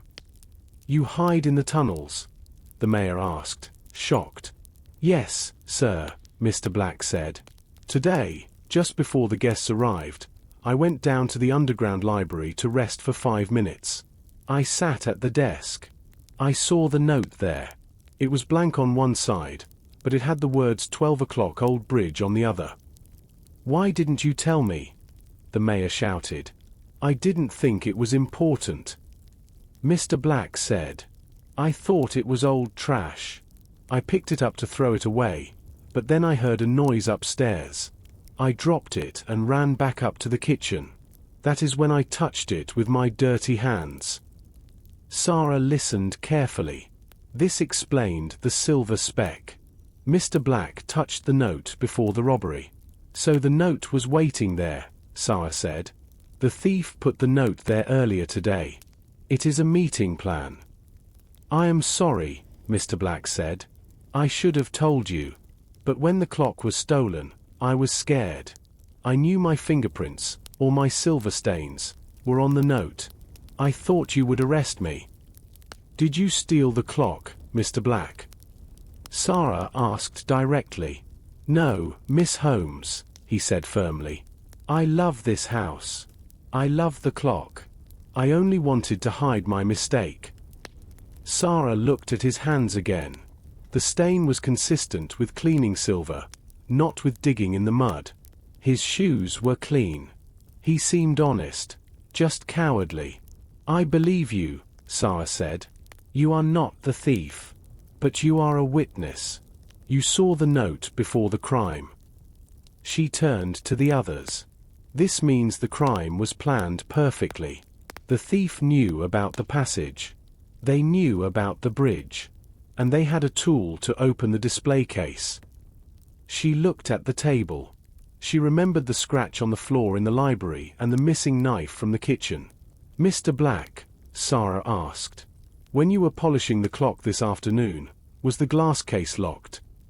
"Yes," Mr. Black said. "It is always locked." "But tonight," Sara said, "the glass case was not broken. The thief opened it."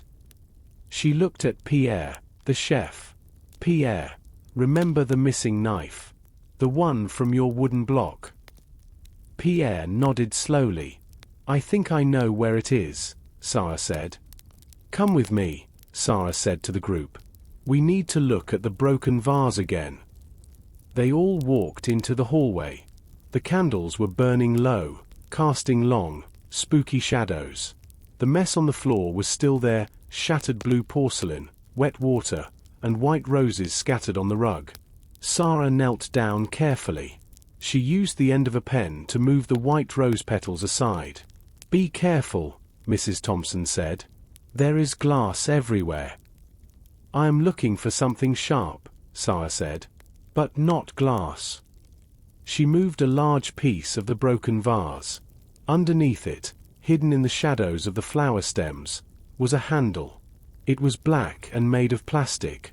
Sara picked it up with her handkerchief. She lifted it into the light. It was a knife. It was long and thin, with a sharp point. "My boning knife!" Pierre the chef shouted. "That is the missing knife." "Yes," Sara said. "It was here all the time. It was hidden under the flowers." She looked at the tip of the blade. It was slightly bent. The metal was twisted. "Why is it bent?" asked Leo. "Because it was used as a tool," Sara explained. "The clock was not just sitting on the mantelpiece. It was secured, wasn't it, Mayor?"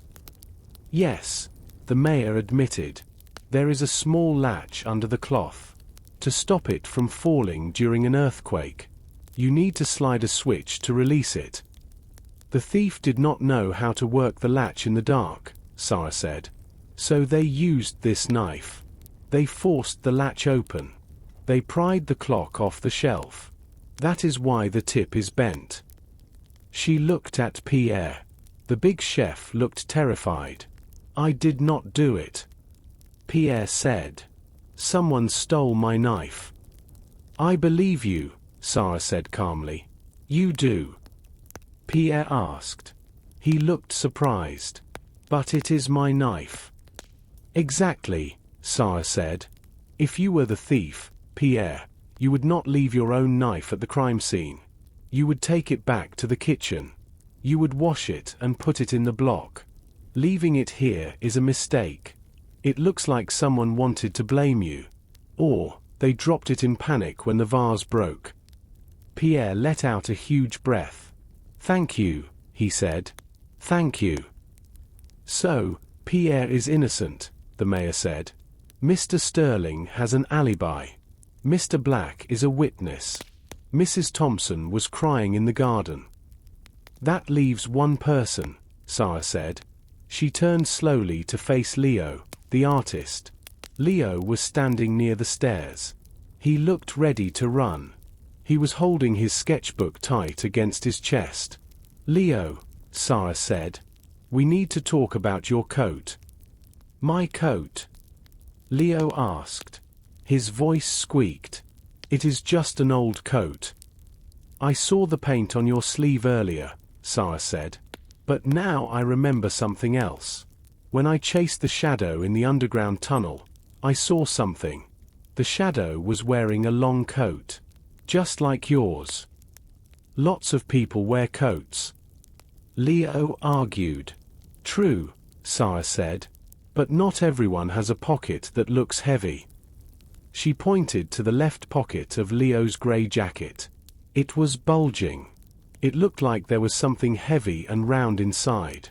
"Show us what is in your pocket, Leo," Sara commanded. "I cannot show you," Leo said. He held his pocket tight. It is personal. There is nothing personal in a murder investigation, the mayor shouted. Or a robbery. Leo, Sara said gently, if you do not show us, we will think it is the clock. The clock is heavy. It is round. Your pocket looks exactly the right size. Leo looked at the angry faces of the mayor and the chef. He looked at the determined face of Sara. He knew he had lost. Okay, Leo whispered. But please do not be angry. I am poor. I need supplies. He reached into his deep pocket. He pulled out the object. It was not the silver clock. It was a heavy glass jar. Inside the jar, there was a thick, silver liquid. Paint? Asked Mrs. Thompson. You have a jar of paint in your pocket? Yes, Leo said. He looked down at his shoes. It is oil paint. Very expensive. It is metallic silver. I saw it in the garden shed when I arrived. I stole it. You stole paint from my shed? The mayor asked. I am sorry, Leo said. Art supplies cost so much money. I saw the shed door was open. I went in. I saw this jar. I took it. Sara took the jar from Leo. She opened the lid. The smell hit her nose immediately. It was a strong, sharp chemical smell. This is it, Sara said. This is the smell on the note. She took the torn note from her notebook. She held it next to the open jar. The smell was identical.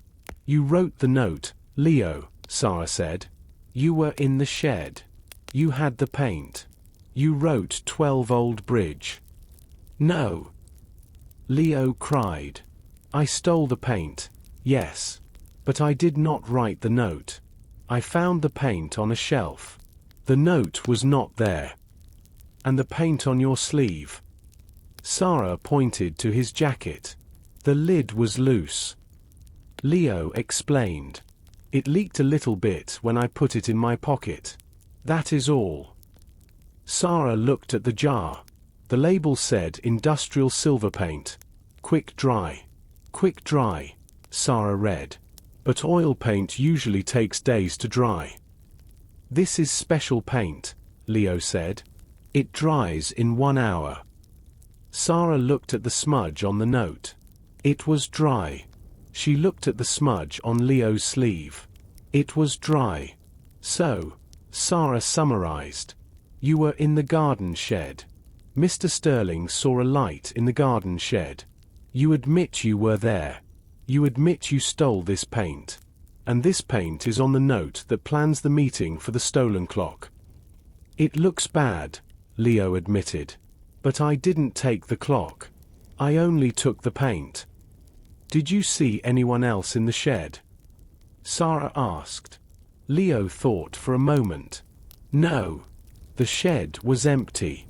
But, when I walked back to the house, I saw someone near the library window. Who? I don't know, Leo said. It was dark. But they were looking in the window. Watching the party. Sara looked at the jar of paint again. There was something bothering her. The paint was silver. The clock was silver. The note had a speck of silver polish. Mr. Black, Sara called. Bring me the silver polish you used today. It is in the kitchen cupboard, Mr. Black said. Go get it, Sara ordered. I want to compare the colors. Mr. Black ran to the kitchen. He came back with a small bottle. Sara put a drop of polish on a piece of paper. She put a drop of Leo's paint next to it. They were different. The polish was dark gray. The paint was bright, shiny silver. Sara looked at the smudge on the mysterious note again. Wait, she said. She looked very closely at the note under the candlelight. This smudge. Sara whispered. It is not the paint from the jar. And it is not the polish from the bottle. What is it then? The mayor asked. It is lighter, Sara said. It looks like makeup. Makeup? Mrs. Thompson asked. She touched her face nervously. I am wearing makeup. But not silver. Sara looked closely at Mrs. Thompson's eyelids. They were painted a soft blue color. She looked at her cheeks. They were pink. There was no silver glitter on her face. You are right, Sara said. It is not your makeup. She looked at the smudge on the note again. She scratched it gently with her fingernail. A small flake of shiny material came off. It was thin and dry. It is not paint from a jar, Sara said. And it is not powder. She looked at Leo. Leo, you are an artist. Do you have pens? Yes, Leo said. I have many pens. Do you have a silver marker? Sara asked. A marker for signing your name on black paper. Leo's eyes went wide. He patted his pockets. He checked his jacket, then his pants. He looked worried. I did have one, Leo stammered. It is a permanent marker. Silver metallic ink. I use it to sign my sketches. Where is it? Sara asked. It is gone, Leo said. He showed his empty hands. I had it yesterday. I was drawing in the library. I must have left it there. Sara nodded. The puzzle pieces were fitting together. The thief did not bring a pen, Sara explained to the group. The thief found Leo's silver marker in the library. They used it to write the note. They used the chef's knife to open the case. They used the secret passage that Mr. Black knows. The thief is using our things against us, the mayor said. He looked angry.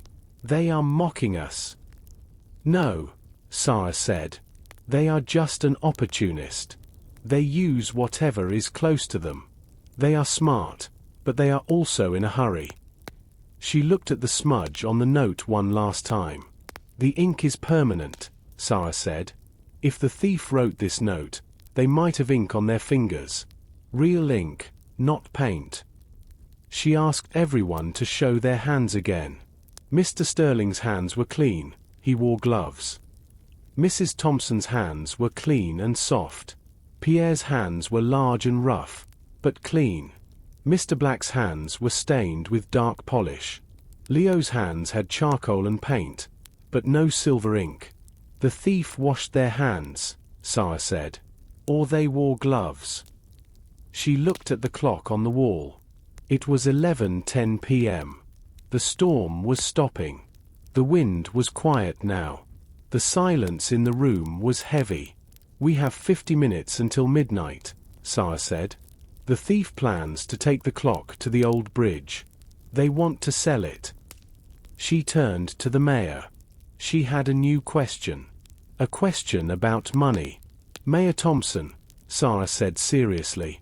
Mr. Sterling offered you $50,000 for the clock. You said no. You said it was priceless. It is, the mayor said. It is a family treasure. Is it insured? Sara asked. If someone steals it, does the insurance company pay you money? The mayor's face changed. He stopped looking angry. He looked guilty. He looked away from Sara. He looked at the fire. Mayor. Sara asked again. Is the clock insured? The mayor sat down heavily in his leather chair. The chair made a loud squeak. He looked at his hands. He did not look like a powerful politician anymore. He looked like a worried old man. Well? Sara asked again. Was the clock insured, Mayor? Mayor Thompson sighed. It was a long, sad sound. No, he whispered. It was not insured. What? Mrs. Thompson cried. But you told me. You said the policy was worth $1 million. I lied, the mayor admitted. He pulled a folded letter from his pocket. He handed it to Sara. Sara opened the letter. It was from the insurance company. It said in big red letters, Policy expired due to non-payment. The date was from last month. I forgot to pay the bill, the mayor explained. I was so busy with the election. I needed money for signs, for TV ads, for parties. I used the insurance money for my campaign. I thought, I will pay the insurance next month. But I forgot. So, Sara said, analyzing the situation. If the clock is stolen, you get $0. You lose the treasure, and you get no money from the insurance company. Exactly, the mayor said. He put his head in his hands. I am ruined. I needed Mr. Sterling's money. When he offered $50,000 tonight, I wanted to say yes. I wanted to sell it. But my pride stopped me. I did not want everyone to know I was broke. Sara nodded. This was very important information. This clears you, Mayor, Sara said. You are not the thief. If you stole your own clock, you would gain nothing. You are truly a victim. The mayor looked up. Thank you, Sara. But that does not help me. My clock is still gone. We know the thief is not the mayor, Sara said to the group. We know it is not Mr. Sterling, he has an alibi. We know it is not Pierre, he left his knife. We know it is not Mr. Black, he is a witness. That leaves me. Leo shouted. But I didn't do it. I only stole the paint. Or, Sara said, the thief is someone we are not looking at correctly. She walked to the center of the room. She closed her eyes. She tried to replay the night in her head. I need to know the exact time, Sara said. Exact to the minute. The time of what? Mr. Sterling asked. The time the lights went out, Sara said. The blackout was not an accident. The storm was real, yes. But the lights went out at the perfect moment. Right after the mayor showed the clock. Right before dessert. It was the lightning, Mrs. Thompson said. The lightning hit the power lines. Maybe, Sara said. Or maybe someone cut the power. She looked at the grandfather clock in the corner. It was ticking steadily. Mr. Black, Sara asked. You said you were in the kitchen just before the blackout. What time was it? I don't know, Mr. Black said. I was busy. Think. Sara commanded. Was the radio on? Was the oven timer on? Pierre, the chef, stepped forward. I remember, he said. I was baking the chocolate cake. The timer on the oven. I set it for 30 minutes. When the lights went out, I looked at the timer because the oven stopped working. What did the timer say? Sara asked. It said 12 minutes left, Pierre said. And when did you put the cake in? Sara asked. I put the cake in exactly when the grandfather clock chimed 8 p.m., Pierre said. I always bake on the hour. Sara did the math quickly. 8 p.m. plus 18 minutes, because 30 minus 12 is 18. The lights went out at 8:18 p.m., Sara said. So? Mr. Sterling asked. What does that mean? It means, Sara said, her eyes flashing, that we have a timeline. And I remember seeing someone look at their watch at exactly 8:17 p.m. It was you, Mrs. Thompson, Sara said softly. The room went deadly silent. The mayor looked at his wife. Elizabeth. What do you mean? Think back to the dinner, Sara said. She closed her eyes to describe the memory clearly. We were eating the main course. The mayor was talking about the history of the clock. Mr. Sterling was complaining about the weather. Leo was drawing. Sara opened her eyes and looked directly at the mayor's wife. But you, Mrs. Thompson, you were not eating. You were staring at your wrist. You checked your watch at 8:15. Then again at 8:16. And finally, at 8:17, you put your hand on your water glass and took a deep breath. You were counting the seconds. I was just bored, Mrs. Thompson said. Her voice was high and tight. The mayor tells that story at every party. I wanted the dinner to end. No. Sara shook her head. You were not bored. You were waiting. And 1 minute later, at 8:18 p.m., the lights went out. Sara walked over to Mrs. Thompson. Show me your watch, please. Mrs. Thompson hesitated. Slowly, she lifted her left arm. She wore a delicate gold wristwatch with a small face. Sara looked at the watch. It was ticking perfectly. The time on the watch was 11:25 p.m. Sara looked at the wall clock. It was also 11:25 p.m. Your watch is synchronized perfectly with the house time, Sara noted. So at 8:17, you knew exactly what time it was. This proves nothing. Mrs. Thompson cried. She stood up. So I looked at the time. Is that a crime? It is a coincidence. In a mystery, there are no coincidences, Sara said. Only connections. You knew the power was going to go out. How? Because you knew someone was going to cut the power. Cut the power? The mayor asked. But you said it was the storm. The storm provided the noise and the confusion, Sara explained. But the timing was too perfect. The blackout happened exactly when the clock was revealed. It was a planned event. Sara turned to the window. Mrs. Thompson, Sara said. Earlier, I found you running in the garden. You were wet and muddy. You said you went outside after the theft because you felt faint. But I think you are lying about the timing. Sara pulled the wet, muddy glove, Mr. Sterling's glove, from her pocket. Then she looked at Mrs. Thompson's shoes. Mr. Sterling fell in the mud, Sara said. He was messy. But look at your shoes again, Mrs. Thompson. Everyone looked at the elegant red high heels. The heels were caked with thick brown mud, but the toes of the shoes were clean. If you were running, Sara said, the mud would be on the toes. But the mud is only on the heels. That means you were not running. You were standing still. You were standing in soft ground, sinking in. Standing where? Leo asked. Standing in the flower bed, Sara said. Under the dining room window. She looked at the mayor. I need to check the dining room floor one last time.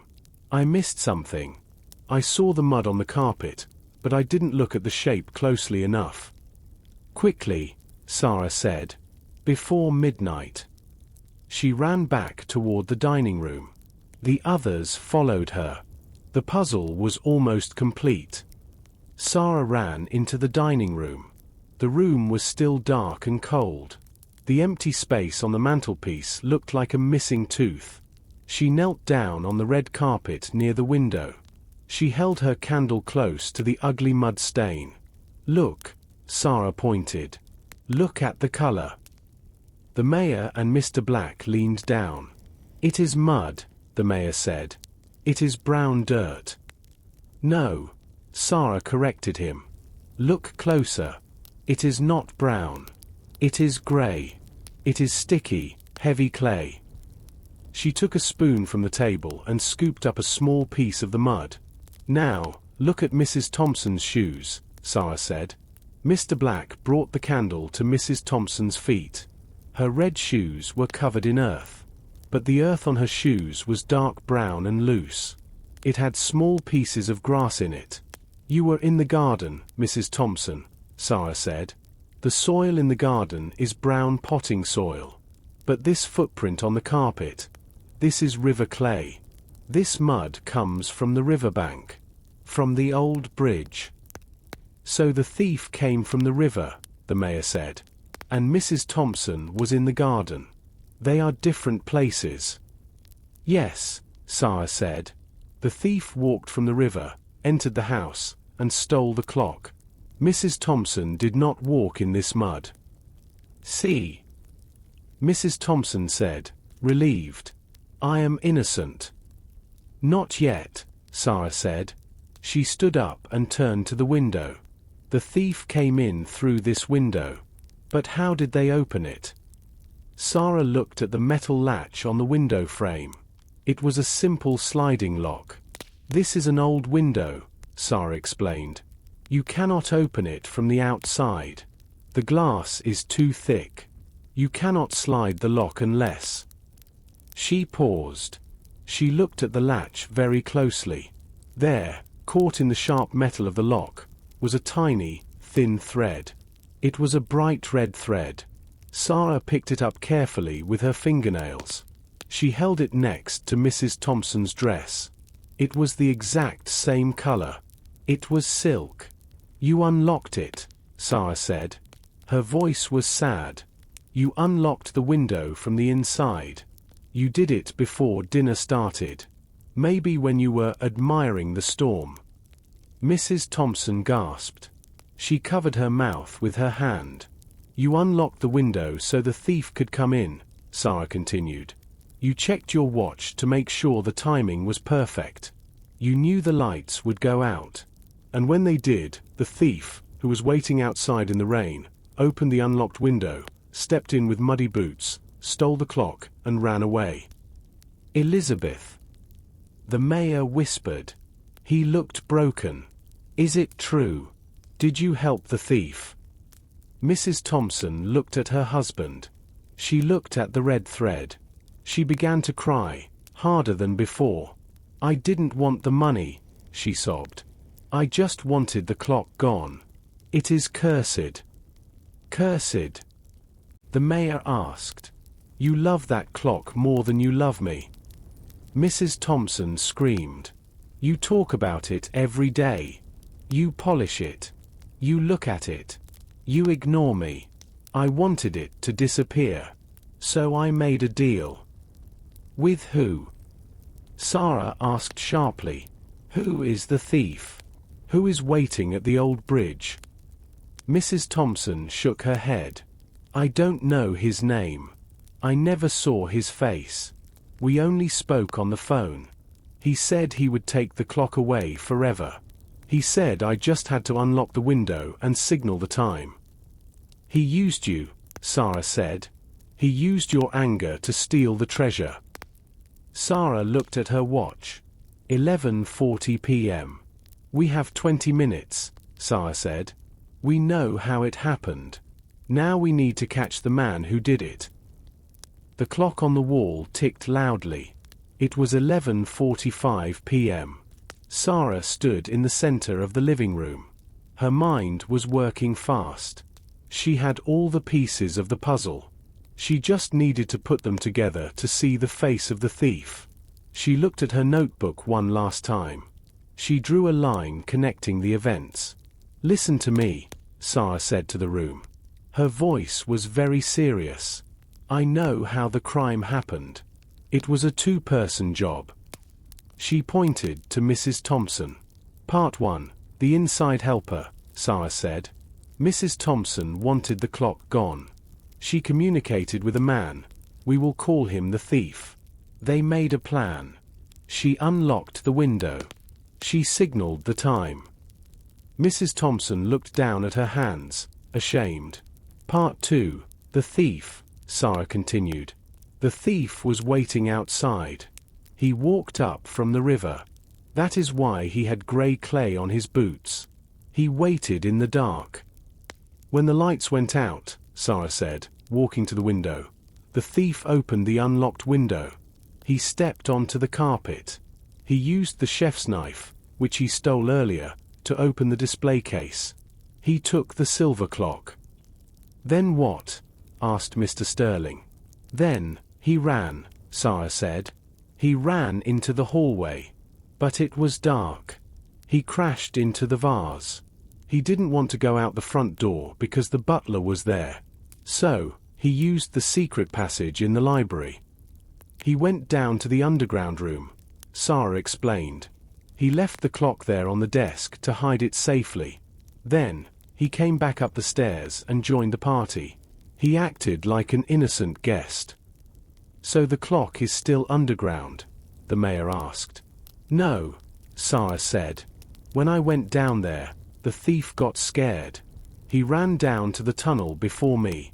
He grabbed the clock and ran back up the spiral stairs. I chased him, but he was too fast. He came back into this house through the library door. Sara turned to face the group. The thief is in this room, Sara declared. He is waiting for midnight. At midnight, he plans to leave the house, go to the old bridge, and sell the clock to a buyer. But who is it? Leo asked. You checked our shoes. You checked our hands. I missed one thing, Sara said. She looked at the fireplace. The fire was very hot. I checked your shoes when they were wet. Wet mud is dark. But now, after sitting by the fire for 3 hours, the mud is dry. She pointed to a pair of shoes near the sofa. River clay is special, Sara said. When garden soil dries, it stays brown. But when river clay dries, it turns white. Everyone looked at the shoes. One pair of shoes had turned a pale, chalky white color around the edges. Sara smiled. She knew exactly who the thief was. She knew who wrote the note with the stolen pen. She knew who had the paint on their coat. And she knew who was desperate for money. The clock is 11:50 p.m., Sara said. We have 10 minutes. The thief thinks he is safe.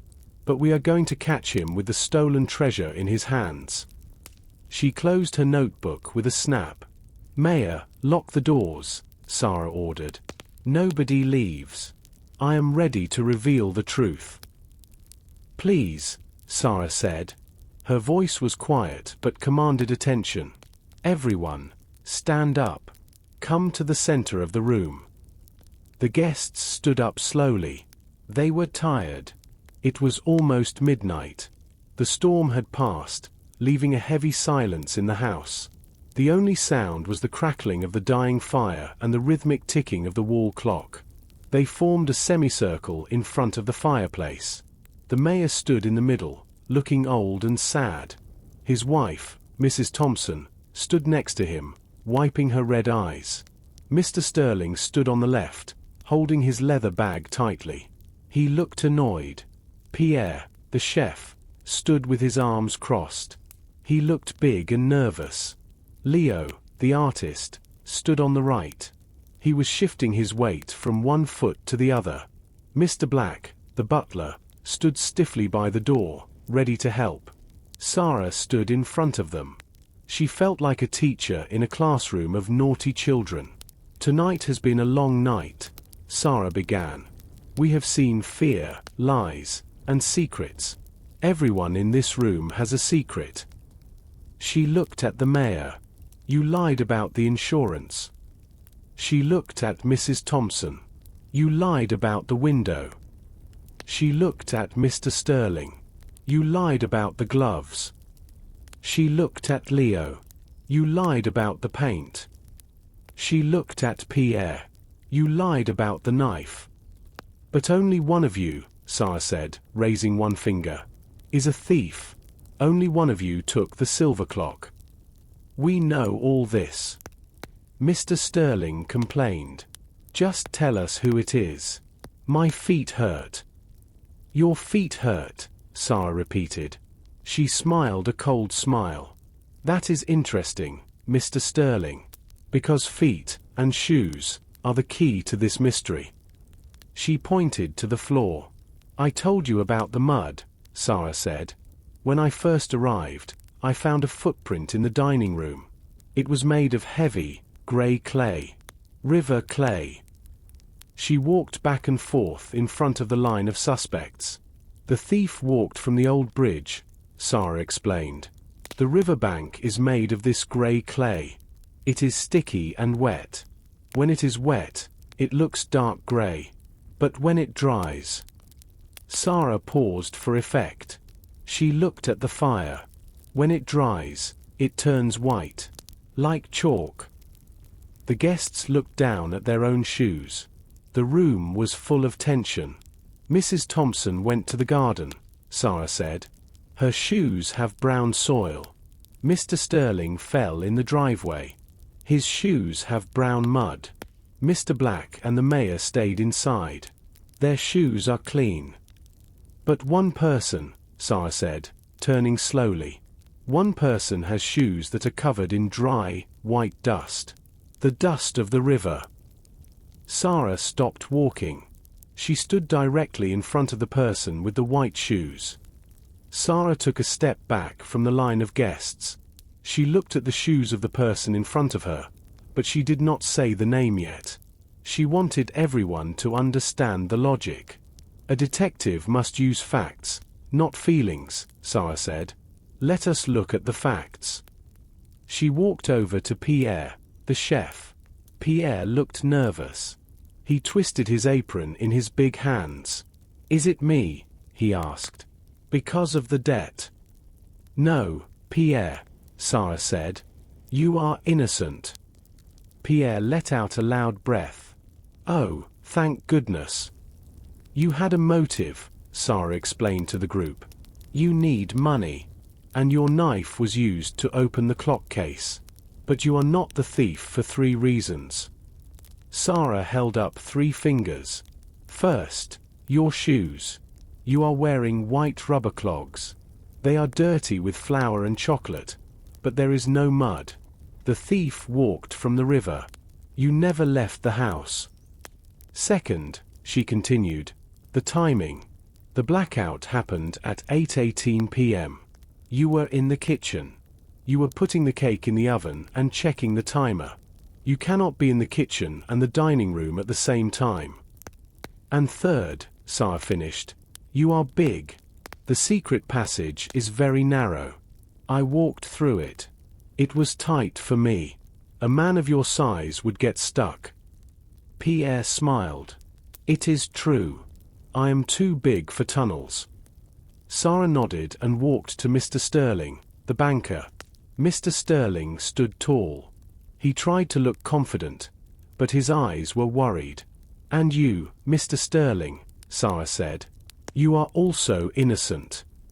Of course I am. Sterling said. I am a rich man. Rich men steal, too, Sara corrected him. But you did not steal this clock. You have an alibi. The garden, Sterling said. Yes, Sara said. At 8:19 p.m., when the thief was stealing the clock in the dark dining room, you were outside in the driveway. You were falling in the mud. Your gloves and your coat prove it. Sara pointed to Sterling's expensive leather shoes. Look at the mud on his shoes, Sara said. It is dark brown. It is garden soil. It is not the white river clay. You were outside, Mr. Sterling, but you were in the wrong place to be the thief. I told you, Sterling grumbled. I was just checking my car. So, Sara said, turning back to the center of the room.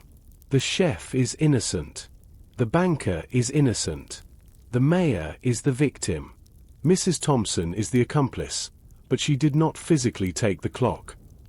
That leaves 2 men, Sara said. She looked at Mr. Black, the tall, thin butler, and she looked at Leo, the young, messy artist. One of you is the witness, Sara said softly, and one of you is the criminal. Sara walked over to Mr. Black. The tall butler stood very straight, like a soldier. He held his breath. Mr. Black, Sara said gently, you were very nervous tonight. You hid the silver polish on your hands. You knew about the secret tunnels. You even saw the note before the crime happened. Yes, Mr. Black whispered. I thought I was going to be arrested. But you are not the thief, Sara said. Mr. Black let out a long sigh. I am not. No, Sara said. She pointed to his feet. Look at your shoes.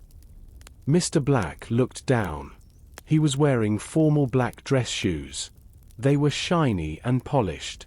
There was no mud on them. There was no white dust. You never left the house, Sara explained. The thief walked from the river, through the mud, into the garden, and through the window. Your shoes are clean. You were inside the whole time. Also, Sara added, you are the butler. You have the keys to the display case. If you wanted to steal the clock, you would use the key. You would not use a kitchen knife to break the lock. Breaking the lock is messy and loud. A butler likes things to be tidy. That is true, Mr. Black said, straightening his tie. I would never break a lock. It is unprofessional. You are innocent of the theft, Sara said. You are guilty of keeping secrets, but you did not take the clock. Thank you, Miss Holmes, Mr. Black said. He stepped back against the wall. He looked much happier. Sara turned around. The room was very quiet. There was only one person left in the semicircle. It was Leo, the artist. Leo stood alone. He looked very small in his big grey coat. His face was pale. He hugged his sketchbook against his chest like a shield. Sara walked toward him slowly. Her steps were loud on the wooden floor. She stopped just a few inches from him. She looked down at his feet. Leo was wearing old canvas sneakers. They were grey and worn out.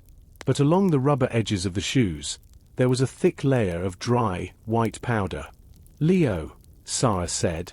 Her voice was sad. Your shoes tell the true story. Leo tried to hide his feet behind his other leg. I walked near the river yesterday, he stammered. When I was sketching. No, Sara said. This mud is fresh. And look at your coat. It is still damp. You were outside tonight. I told you. Leo cried. I went to the shed to steal the paint. You went to the shed, yes, Sara said. But you did not stop there. You went further. You went to the river to wait. And then you came back. She reached out and touched the pocket of his coat.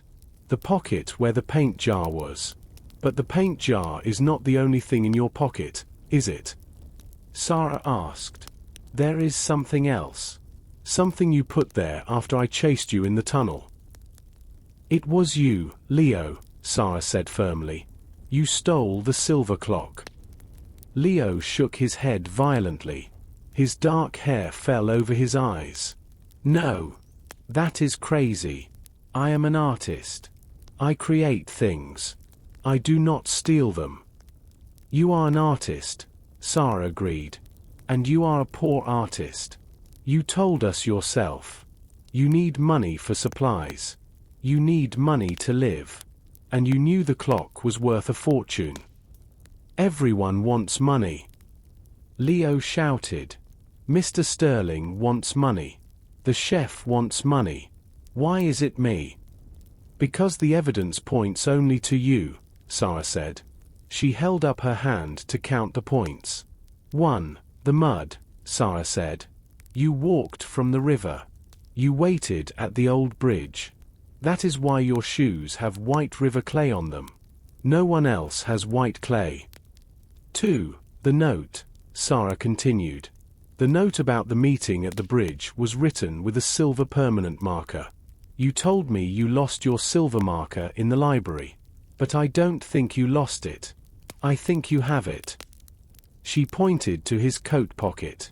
Empty your pocket, Leo. The other pocket. Leo froze. He did not want to move his hand. Do it, the mayor commanded. Leo slowly reached into his left pocket. He pulled out a pen. It was a silver metallic marker. The ink matches the note, Sara said. You wrote the note to arrange the sale of the clock. 3. The tunnel, Sara said. You are young and fast. When I chased the thief in the tunnel, he ran up the spiral stairs very quickly. Mr. Sterling is too old. Pierre is too big. But you are fit. And you were wearing this long grey coat.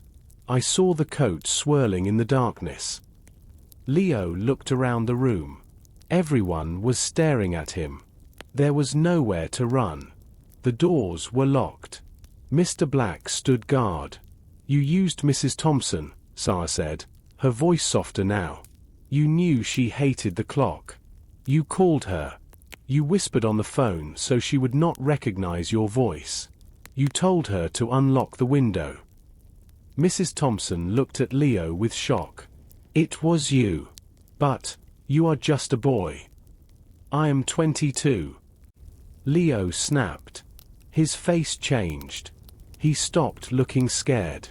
He started to look angry. And I am not just a boy. I am a genius. But nobody buys my art. Nobody cares. So you decided to take the mayor's treasure, Sara said. It is just a clock. Leo yelled. It sits on a shelf collecting dust. It is useless. But with the money from that clock, I could go to Paris. I could go to Rome. I could be famous. So you admit it, the mayor said.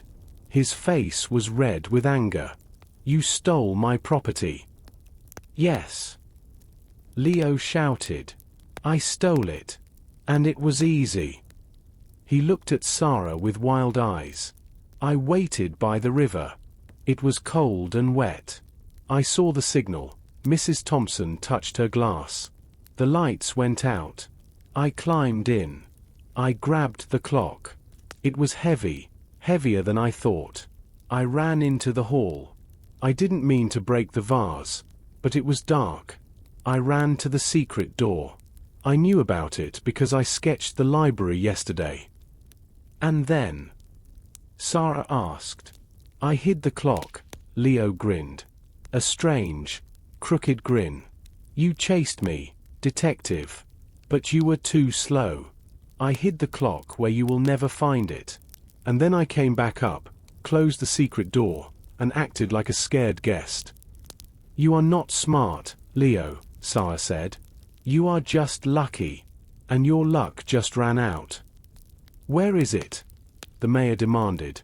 He stepped forward. Where is my clock? Leo laughed. I won't tell you. If I can't have it, nobody can. Leo stood with his arms crossed. He had a smug smile on his face. He thought he had won. You can arrest me, Leo said. But you will never find the treasure. I hid it in a place that is darker than night. You are being dramatic, Leo, Sara said calmly. And you are forgetting one thing. What? Leo asked. You are messy, Sara pointed to the floor. I told you about the white river clay on your shoes. It is like dry chalk. Everywhere you walk, you leave a trail. Sara took the candle from the table. She held it low to the ground. On the dark wooden floor of the living room, there were faint white marks. Look, Sara said. We can see exactly where you walked. The guests gathered around. They saw the ghostly white footprints. They led from the hallway door to the spot where Leo was standing. We just need to follow the trail back, Sara said. Come with me. She walked out of the living room and into the hallway. The white footprints were clearer here. They went from the library door to the living room door. You came out of the library, Sara said. We know that. That is where the secret door is. She pushed the library door open. The room was dark and smelled of old paper. Sara walked in. The footprints were very messy here. There was a lot of white dust near the bookshelf, the secret door. You came out of the wall here, Sara said, pointing to the bookshelf. I was only 10 seconds behind you. You did not have time to go outside. You did not have time to go to the kitchen. You had to hide the clock in this room. Leo's smile disappeared. He looked nervous again. Sara followed the white tracks. They did not go to the window. They did not go to the desk. They went straight to the corner of the room. In the corner, there was a large, wooden grandfather clock. It was tall and brown. It ticked slowly and deeply. The white footprints stopped right in front of the grandfather clock. Time hides inside time, Sara whispered. It is poetic, Leo. But it is not clever. Sara walked to the tall clock. She pulled the handle of the glass door on the front. It opened with a creak. Inside, the heavy brass pendulum was swinging back and forth. But at the bottom of the clock case, sitting on the wooden floor, there was a silver shine. Sara reached in. She pulled out the heavy object. It was the silver clock. "My treasure!" the mayor cried. He ran forward and took the clock from Sara. He hugged it like a baby. "It is safe. It is safe." "And look," Sara said. She shone her light on the side of the silver clock. There was a grey, sticky smudge on the shiny silver surface. "Paint," Sara said. "Silver paint." She turned to Leo. "You had the jar of paint in your pocket. It was leaking. When you grabbed the clock to hide it, you got paint on it. This is the final proof. Your paint is on the stolen clock." Leo slumped his shoulders. He looked defeated. The game was over. "I almost made it," Leo whispered. "I was so close to the bridge." "Almost is not enough," Sara said. "You made too many mistakes." "What do we do now?" Mrs. Thompson asked.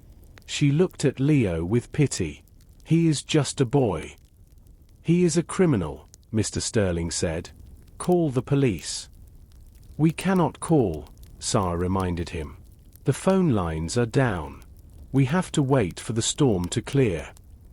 "Then we must guard him," the mayor said. "Mr. Black, bring some rope from the garage. We will tie him up until morning." Mr. Black came back from the garage with a coil of thick rope. He looked apologetic. "I am sorry, Mr. Leo," the butler said. "But we cannot let you run away again." Mr. Black tied Leo's hands behind his back. He tied Leo to the heavy wooden chair in the center of the room. Leo did not fight. He sat still, looking at the floor. He looked very young and very lost. The mayor put the silver clock back on the mantelpiece. He touched it gently. Then he turned to the boy. "Why?" the mayor asked. His voice was not angry anymore. It was just sad. "You are a talented artist, Leo. Why did you become a criminal?" Leo took a deep breath. He looked up at the ceiling. "I am invisible," Leo said quietly. "Invisible?" Mrs. Thompson asked. "We all know you." "You know my name," Leo said. "But you do not see me. I have lived in Rivertown all my life. I draw pictures of your houses, your dogs, your shops. But nobody buys them." Mr. Sterling walks past me and looks at his phone. The mayor waves but does not stop. "I am poor. I am hungry. I felt like I did not exist." "So you wanted money," Mr. Sterling said. "To buy expensive clothes." "No," Leo said. "I wanted to leave. I wanted to go to a big city where people appreciate art. I needed a ticket out of here." Leo looked at the silver clock on the shelf. "That clock," Leo said. "It is worth thousands of dollars. But it just sits there. It does nothing. I thought, if I take it, the mayor loses a decoration, but I gain a life. It seemed like a fair trade." "It is stealing," Sara said firmly. "It is never a fair trade." "I know that now," Leo whispered. Tears rolled down his cheeks. "And the buyer?" Sara asked. "Who is waiting at the old bridge?" "I don't know his real name," Leo admitted. "I met him on an internet forum for antique collectors. His username is Timekeeper. He promised to bring cash. $50,000. Mr. Sterling whistled. "That is a lot of cash." "He told me to meet him at midnight," Leo said. "He said if I was late, he would leave. He is probably gone now." Leo looked at Mrs. Thompson. "I am sorry, Mrs. Thompson," Leo said. "I knew you were unhappy. I heard you arguing with the mayor last week about the clock. You said, 'I wish it would disappear.' So I called you." I used a voice changer app on my phone. I told you I could make your wish come true." Mrs. Thompson began to cry again. "I was foolish," she said. "I let my anger control me. I opened the window. I am just as guilty as you." "No," the mayor said. He put his hand on his wife's shoulder. "You made a mistake, Elizabeth. A big mistake. But you did not steal. You were manipulated." The room was silent. Outside, the rain finally stopped. The wind died down. The storm was over. Sara looked at Leo. She felt a little sorry for him. He was a desperate boy who made a terrible choice. But a detective cannot let feelings change the facts. "You have talent, Leo," Sara said. "Your sketches of the clock were beautiful. You have a good eye for detail. But you used your talent for the wrong reason." "I know," Leo said. His head hung low. "Now I will go to prison. I will never see Paris." "You will have a lot of time to draw in prison," Mr. Sterling said coldly. Sara walked to the window. She pulled the heavy curtains back. The clouds were breaking. Moonlight shone through the gaps. "The night is ending," Sara said. "Morning is coming." The mayor stood by the fireplace. He held the silver clock in his hands. He did not want to let it go. It was cold and heavy, but to him, it was the most beautiful thing in the world. "It is dirty," the mayor said. He frowned. He used his sleeve to rub the spot of silver paint that Leo had left on the side. "But it is not broken." He carefully placed the clock back onto the wooden shelf. He adjusted it so it sat perfectly in the center. "There," the mayor said. "Back where it belongs." Sara walked over to the fireplace. She looked at the clock. The little silver bird on top seemed to look at her. The blue stones sparkled in the dying firelight. "It is a very special object," Sara agreed. "It causes a lot of trouble." "It is not the clock's fault," the mayor said. "It is the greed of men."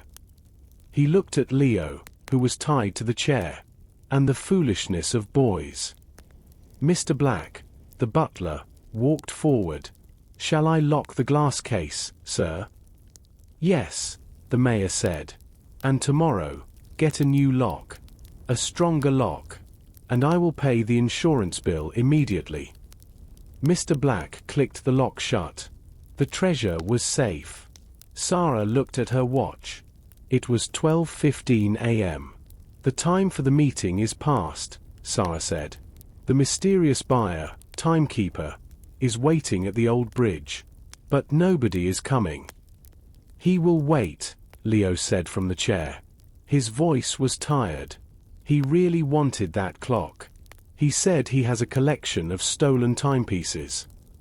"He will leave soon," Sara said. "Criminals do not like to wait in the open, especially after a storm." Mr. Sterling stood up and stretched his back. "Well," he said, "the mystery is solved. The clock is found. The thief is caught. Can I go home now?" "Not yet," Sara said. "The road is still blocked by the tree. And the police have not arrived." "The phone." Mrs. Thompson cried suddenly. "Listen." Everyone became quiet. Faintly, from the hallway, they heard a sound. It was the dial tone. The storm had passed, and the telephone line was working again. "Mr. Black," the mayor ordered. "Call the sheriff. Tell him to come immediately. Tell him we have a prisoner." Mr. Black nodded and ran into the hallway. Sara sat down on the sofa. She felt very tired. Her adrenaline was fading. Her legs hurt from the chase in the tunnel. She looked at her hands. They were dirty with dust and ink. "You did a good job, Sara," Mrs. Thompson said. She walked over and sat next to Sara. "I am sorry for my part in this. I was angry. But you saved us from a terrible scandal." "I just looked for the truth," Sara said. "You are a real detective," the mayor said. He turned away from his clock and smiled at her. I will write you a check in the morning. A very large check. Sara smiled. Thank you, Mayor. But first, let's get the police here. From the hallway, they heard Mr. Black talking. Yes, Sheriff. The manor house. Yes. Burglary. We have the suspect. The nightmare was ending. The house was safe. The group sat in the living room for 20 minutes. It felt like 20 hours. Nobody talked much.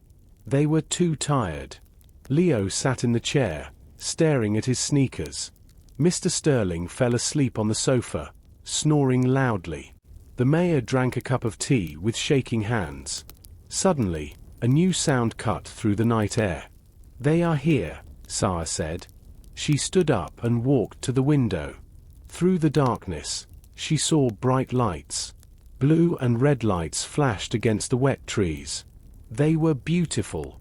They meant safety. The cars are stopping at the gate, Sara said. They cannot drive up because of the fallen oak tree. They are walking up the hill, Mr. Black said, looking over her shoulder. I see flashlights.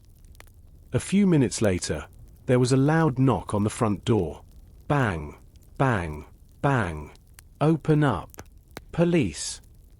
Mr. Black rushed to open the door. Sheriff Miller walked in. He was a large man with a grey mustache and a yellow raincoat. He looked wet and grumpy. 2 police officers walked in behind him. They shook the rain off their hats. Good evening, Mayor, Sheriff Miller said. He looked around the room. He saw the rope. He saw Leo tied to the chair. He saw the broken vase in the hallway. Looks like you had a wild party, the sheriff said. It was a long night, Sheriff, the mayor said. He walked forward and shook the sheriff's hand. We had a robbery. But thanks to Detective Holmes, the thief is caught and the treasure is safe. The sheriff looked at Sara. He smiled. Good work, Sara. You are always in the middle of trouble. I just found the clues, Sheriff, Sara said modestly. She handed the sheriff her notebook. Here is the evidence. The timeline. The muddy footprints. The note with the paint. The silver marker. The sheriff looked at the notebook. He nodded. Very thorough. He walked over to Leo. Leo looked up. He looked very young and scared in front of the big policeman. So, the sheriff said, you are the mastermind. Leo the artist. I am sorry, Leo whispered. Save it for the judge, son, the sheriff said. He signaled to the other officers. Untie him. Put on the handcuffs. The officers untied the rope. They put silver handcuffs on Leo's wrists. You have the right to remain silent, the officer said. Wait, Leo said. He turned to the mayor. Can I have my sketchbook? Please. It is all I have. The mayor looked at Sara. Sara picked up the black sketchbook from the floor. She handed it to the officer. Let him keep it, the mayor said. Maybe he can draw a better future. The officers took Leo by the arms. They led him out of the living room, into the hallway, and out the front door. The blue lights swallowed him up. What about the other accomplice? Sara asked quietly to the mayor. She looked at Mrs. Thompson. The mayor shook his head. She is my wife. We will deal with this privately. She did not steal. She made a mistake. Sara nodded. It was not her job to judge families. Her job was to solve the puzzle. Well, the sheriff said, we will need statements from everyone tomorrow. But for now, the road is still blocked. My men are cutting the tree, but it will take an hour. We will wait, Sara said. She sat back down. The house felt lighter now. The criminal was gone. The clock was ticking peacefully. The blue and red lights flashed one last time against the windows. Then, The police car drove slowly down the driveway. Leo was in the back seat. He looked out of the window at the big house. He looked sad and small. Sara watched the car disappear into the dark night. The thief was gone. Sheriff Miller walked back into the hallway. He shook his raincoat. Water flew everywhere. "My officers are at the bottom of the hill," the sheriff said. "They are using chainsaws to cut the fallen oak tree. The road will be open in 20 minutes. "Thank you, Sheriff," the mayor said. He looked very tired. He sat down in his armchair and closed his eyes for a moment. Mr. Sterling stood up from the sofa. He grabbed his heavy leather bag. He checked inside to make sure his money was safe. "Well," Mr. Sterling said, "it is time to go. I have a bank to run in the morning." He walked to the door. He did not say thank you. He looked at the mayor. "Next time, Mayor, buy a safe. Or a guard dog." "Goodbye, Robert," the mayor said coldly. Mr. Sterling walked out into the night. He was a rude man, but he was innocent. Next, Pierre the chef came out of the kitchen. He had cleaned his hands. He was wearing his coat. "Miss Holmes," Pierre said. He walked to Sara. He took her hand and shook it warmly. His hand was large and strong. "You saved me. If the police thought I was the thief, I would lose my job. I would lose everything." "You are a good chef, Pierre," Sara said. "Just stop gambling." Pierre smiled. "I promise. No more poker. Please, come to my restaurant next week. I will cook you a special dinner. Free of charge." "I will be there," Sara smiled. Pierre waved goodbye and walked out the door. Now, only the mayor, Mrs. Thompson, Mr. Black, and Sara were left in the room. The mayor stood up. He walked to his desk in the corner.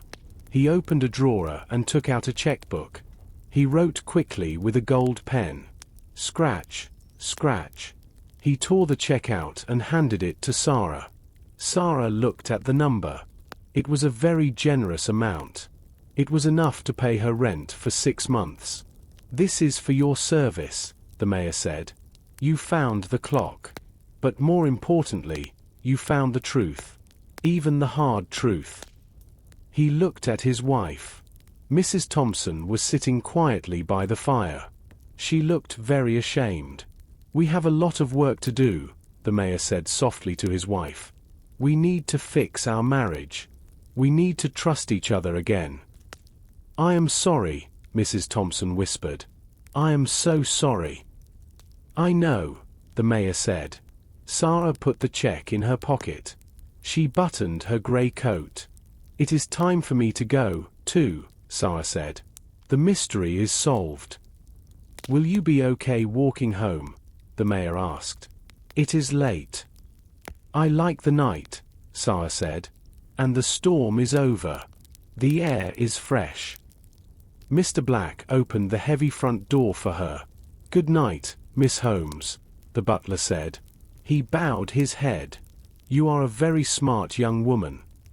"Good night, Mr. Black," Sara said. "Keep your silver polish in the cupboard." Mr. Black smiled a rare smile. Sara stepped out onto the porch. The rain had stopped completely. The moon was shining through the clouds. The air smelled of wet grass and pine needles. She walked down the stone path toward the gate. She heard the sound of the chainsaws stopping. The tree was moved. The path was clear. She was tired, but she felt light. She had solved the case of the silver clock. Sara walked down the hill toward the center of Rivertown. The town was asleep. The streetlights cast long, yellow shadows on the wet pavement. It was 1 a.m. The world was very quiet. Sara passed the bakery. The windows were dark. Mr. Miller was probably sleeping, dreaming of fresh bread. She passed the park. The big oak trees stood still in the moonlight. Sara took a deep breath. The air was cool and clean. The storm had washed away the dust and the heat. It felt like a new beginning. She thought about the night.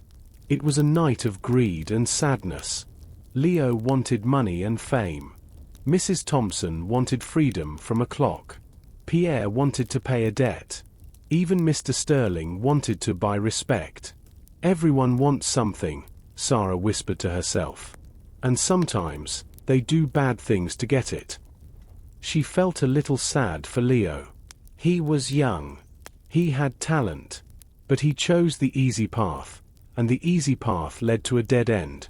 Sara arrived at her small building on Main Street. She unlocked the door to her office. Click. Inside, the office was exactly the same as she left it this morning. Her coffee cup was still on the desk. Her books were on the shelf. It was a simple place, but it was hers. She took the mayor's check from her pocket. She placed it on the desk, next to her notebook. She opened her notebook one last time. She wrote the final entry for the case. Case: the silver clock. Status: solved. Result: clock returned. Thief arrested. She closed the notebook with a satisfying thump. Sara sat in her chair and spun around slowly. She was tired, but she was not sleepy. Her mind was still active. She loved being a detective. She loved looking at the small details, the mud, the paint, the time on a watch. She loved finding the truth when everyone else saw only lies. She looked out the window. The sky was beginning to turn a lighter shade of blue. Dawn was coming. The birds would start singing soon. The town would wake up. Mr. Miller would bake his bread. Mrs. Green would walk her dog. Rivertown looked like a quiet, boring town. But Sara knew the truth now. Behind every door, there was a story. Behind every window, there was a secret. This case is closed, Sara said softly. She stood up and walked to the small kitchen in the back to make a cup of tea. She was ready for a rest. But she knew that tomorrow, or maybe next week, the phone would ring again. Someone would need help. Someone would lose a treasure. And Sara Holmes would be ready. The end.